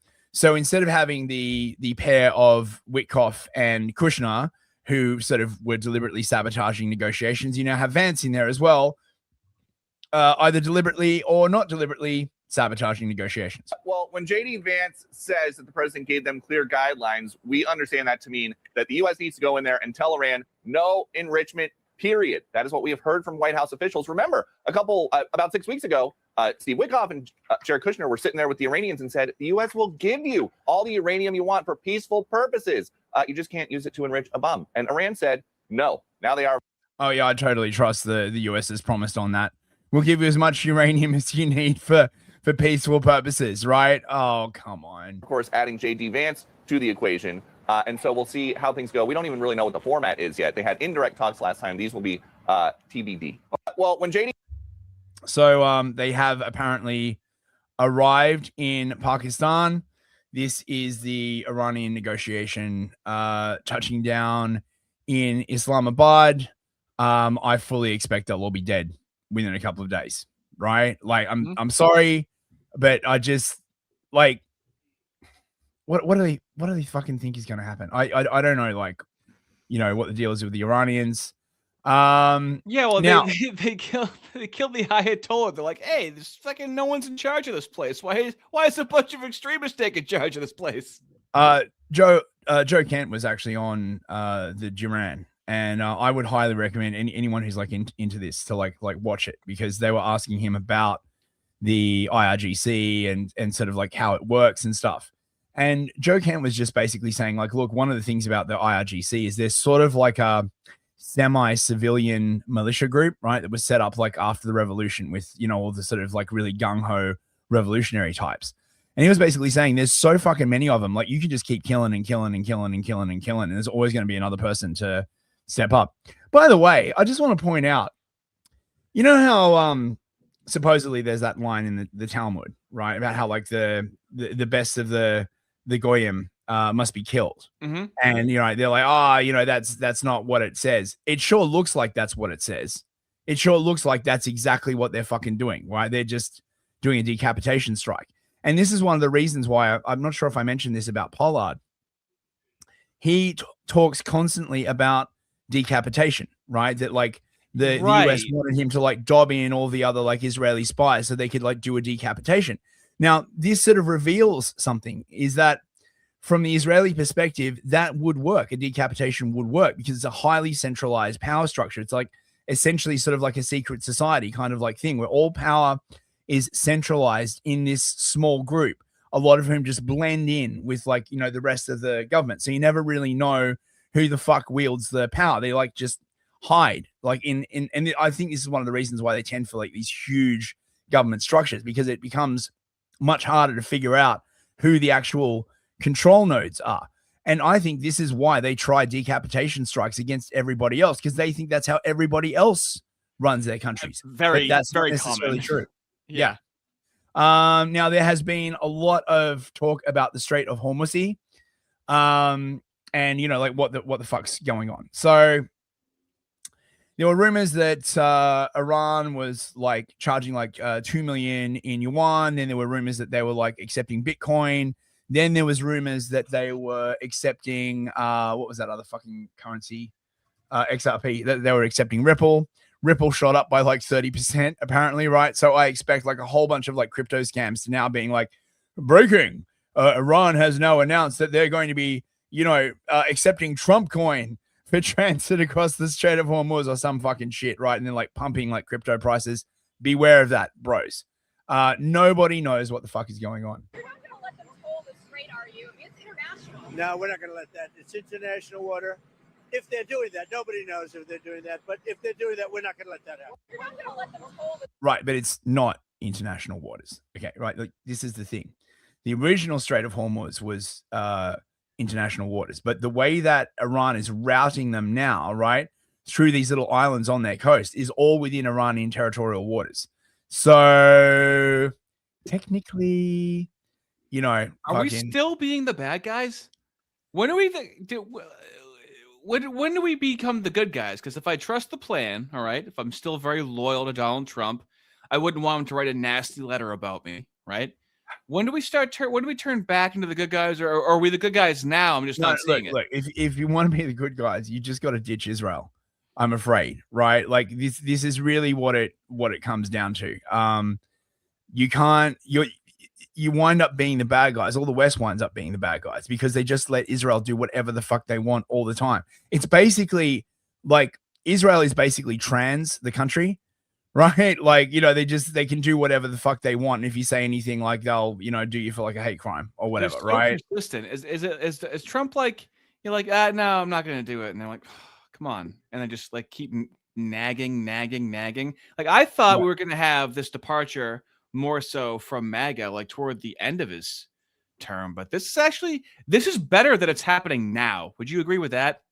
Where a lot of people are already understanding that they're not on board with that and they're kind of looking for alternatives now, rather than that happening kind of like in the fourth year. Well, yeah, but they got a tight timetable. I think they're basically they're throwing in all their chips for this one sort of final thing. I have a suspicion that there's some messianic thinking going on here, that they think the Messiah is going to come back. And so none of the mistakes that they're making are going to like matter or some kind of like shit. There is historical precedent for that, but there's something going on. They're like just throwing all caution to the wind, right? Like they are burning their goodwill in America so fucking hardcore. It's weird to like see them just go hell to leather.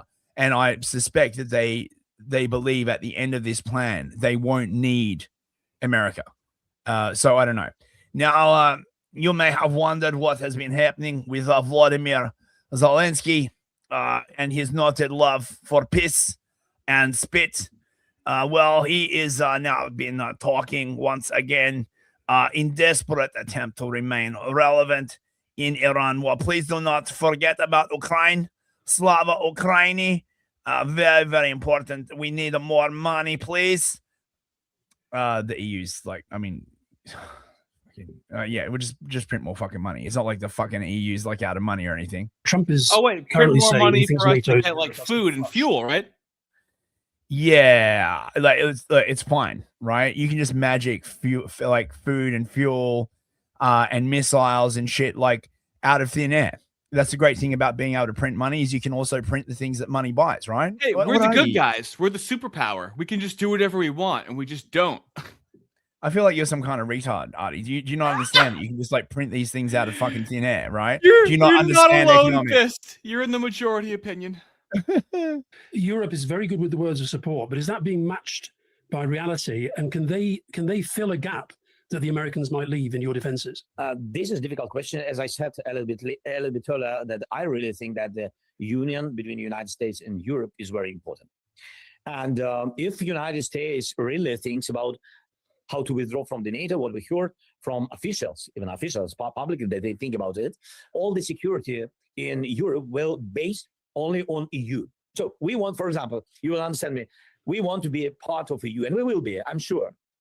But I think that for today, EU is in such a situation when they need some countries. UK, Ukraine, Turkey, Norway. Mm-hmm. There are different questions to each of these countries, according to the laws, internal questions, and etc. But there are 4 strong countries, which are part of Europe, and these countries as Turkey's part of Europe now. Okay. Between us, UK, Ukraine, and Turkey, this is the army which will be stronger than the army of Russia. No, they won't. Right? This is a blatant fucking lie on behalf of Zelensky, and I will tell you what the fuck he is really saying. Right now, you might be thinking to yourself, the UK, Norway, Turkey, and Ukraine, like what the fuck has he been smoking? Well, I will tell you what he has been smoking. We are back, dear listener, to choke point politics. Now, what you will notice is the UK, right? It has control over the English Channel, although they don't use it like to stop immigrants coming across, obviously, but they could, right? If it was in the interest of certain people, right? You have Norway, which controls access to the Baltic Sea, which leads to Kaliningrad, which you can see here, which is where Russia exports its oil to the West. Okay, so they would be able to like close off that choke point. Very, very important. And then, of course, we have Turkey, who controls the Bosporus Strait, which is another choke point that leads from the Black Sea. You know, you can see Crimea here, Sevastopol, other parts of like Russia, but also Iran is like not far away. Like Iran borders the Caspian, right? You've got, Georgia, Azerbaijan that sort of straddle the thing between the Caspian Sea and the Black Sea. So it's all about this fucking choke point here. And was that and of course Ukraine, who is also on the Black Sea, and most importantly the Sea of Azov, although they have been basically sort of like kicked out of that, but they want it back. This is all about choke point politics, and I have a feeling that this shit is going to start becoming more relevant, and I don't know, like I don't know where all this is going to go. We're going to have to just see like how the negotiations go. I am not in any way confident that there's going to be fucking any way out of this, quite frankly. I am settling in for a long energy famine. Well, hold on. So you're specifically told to trust the plan, okay? Now, can you describe the plan that you're supposed to trust? Or is it like God's plan, where he just works in mysterious ways? The plan you're supposed to, I don't like the plan that you're supposed to trust, as far as I can tell, is that Israel will keep killing people in the Iranian government.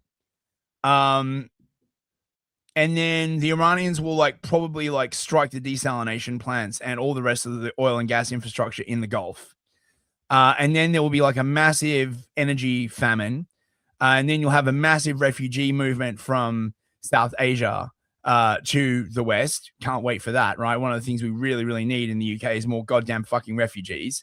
And then they'll do boots on the ground into Iran. You trusting the plan? You feeling good about it, Ardy? Why boots in the ground in Iran, though? Why? Why that? We don't really get. Oh, what? Because as far as I know, Israel helps keep us safe, right? If Israel wasn't there, then for some reason Iran would attack the United States. Is this? Yeah. Look, it makes a lot of sense if you don't think about it too much, mate. Okay. Hey, Faye, you're not loving Israel enough. You don't worship Israel enough. Right? Wow. So take that. Look, I don't want to hear any questions, Ardy, right? You just need to trust the Mooish plan, right? Look, their superior IQ will see us through, right? And, look, if you think about it, supporting them and indeed dying for them is the greatest thing that you could do, as an American, right? Doesn't that fill you with a sense of patriotic pride? You're right. Christian civilization. Am I guilty of complicating this? It's actually really complicated. No, it fucking isn't at all. It's always good to remind ourselves that it's actually really not that complicated after all. Yeah. So okay, so that's me done, mate. I hope that was good, guys. A tight half hour. Nice. Honestly, I mean, every single time I do one of these segments, right? I fill 2 or 3 pages with links of all the shit that's happening. But after a few days, it becomes obvious that all the little minutia that everyone is obsessing over is just fucking retarded and doesn't matter at all. Right? Everyone's oh, what are the terms of the negotiation? Dude, no one fucking cares, right? They haven't even started fucking negotiating, right? All these podcasts are oh my God. Nah. So I hope you enjoyed that, guys.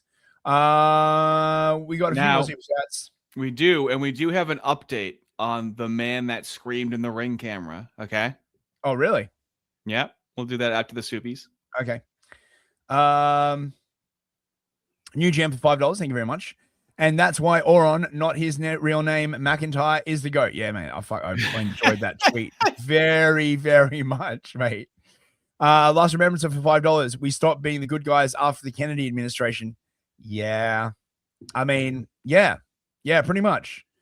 Matty Ice for $10. Hello there.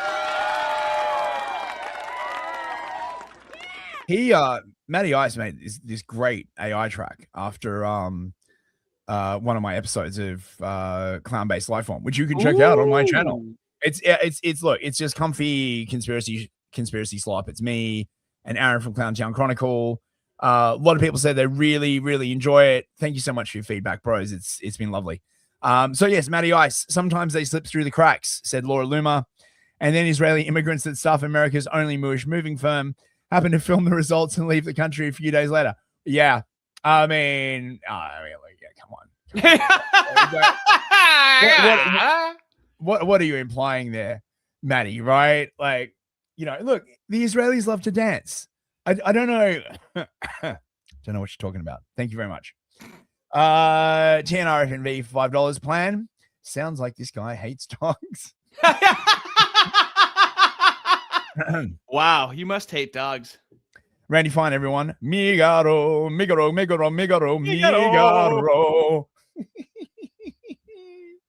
Very nice. CSI for $5. Hey, I missed the last 5 minutes, but turned back in for Boots on the Ground. I don't think I want to hear that last segment. Can you not redo it? No, I can't. I'm sorry. My voice won't fucking take it. No, he said not redo it. So not redo it. Oh, well, then that's a lot easier. Yeah, I can not redo it. For one time you can listen to him. And I think that's it, mate. Oh, you got something? Oh, yeah. Tell us. All right, fellas. It happened. No! Kill you!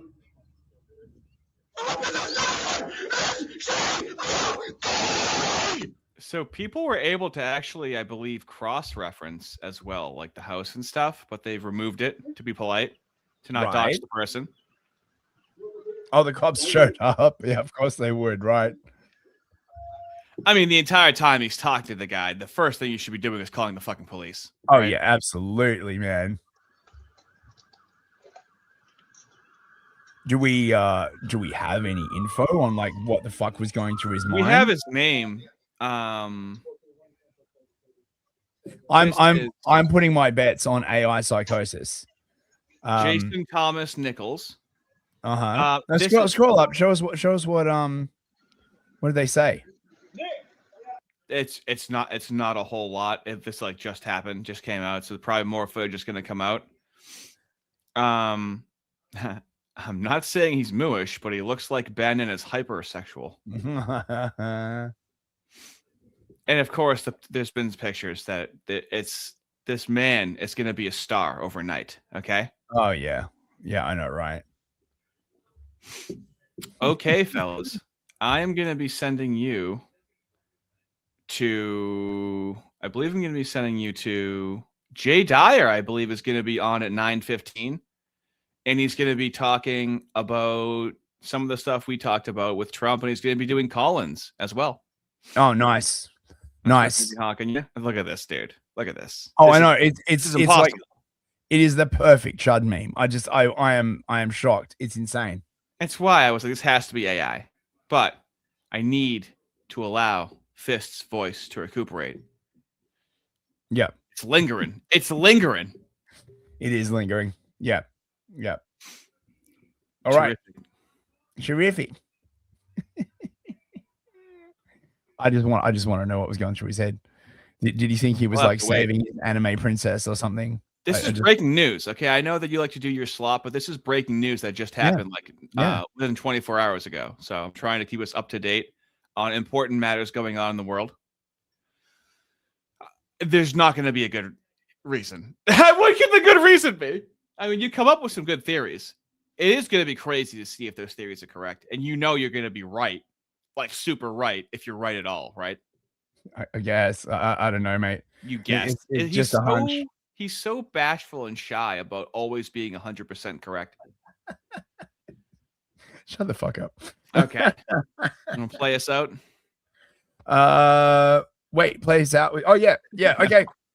Oh, mate, sorry. How we usually do it. Thanks for coming, everyone. We'll be back on Tuesday for the next episode of Ardy and Fist. Check out Fistry on Monday. Hopefully my voice will be all right. I'm not quite sure what I'm going to be doing. Thank you, everyone who's super chatted. We love you, fellas. We have the best fellas. Good night. Any final words, Ardy? Later, y'all. Goodbye. Don't see color, be color.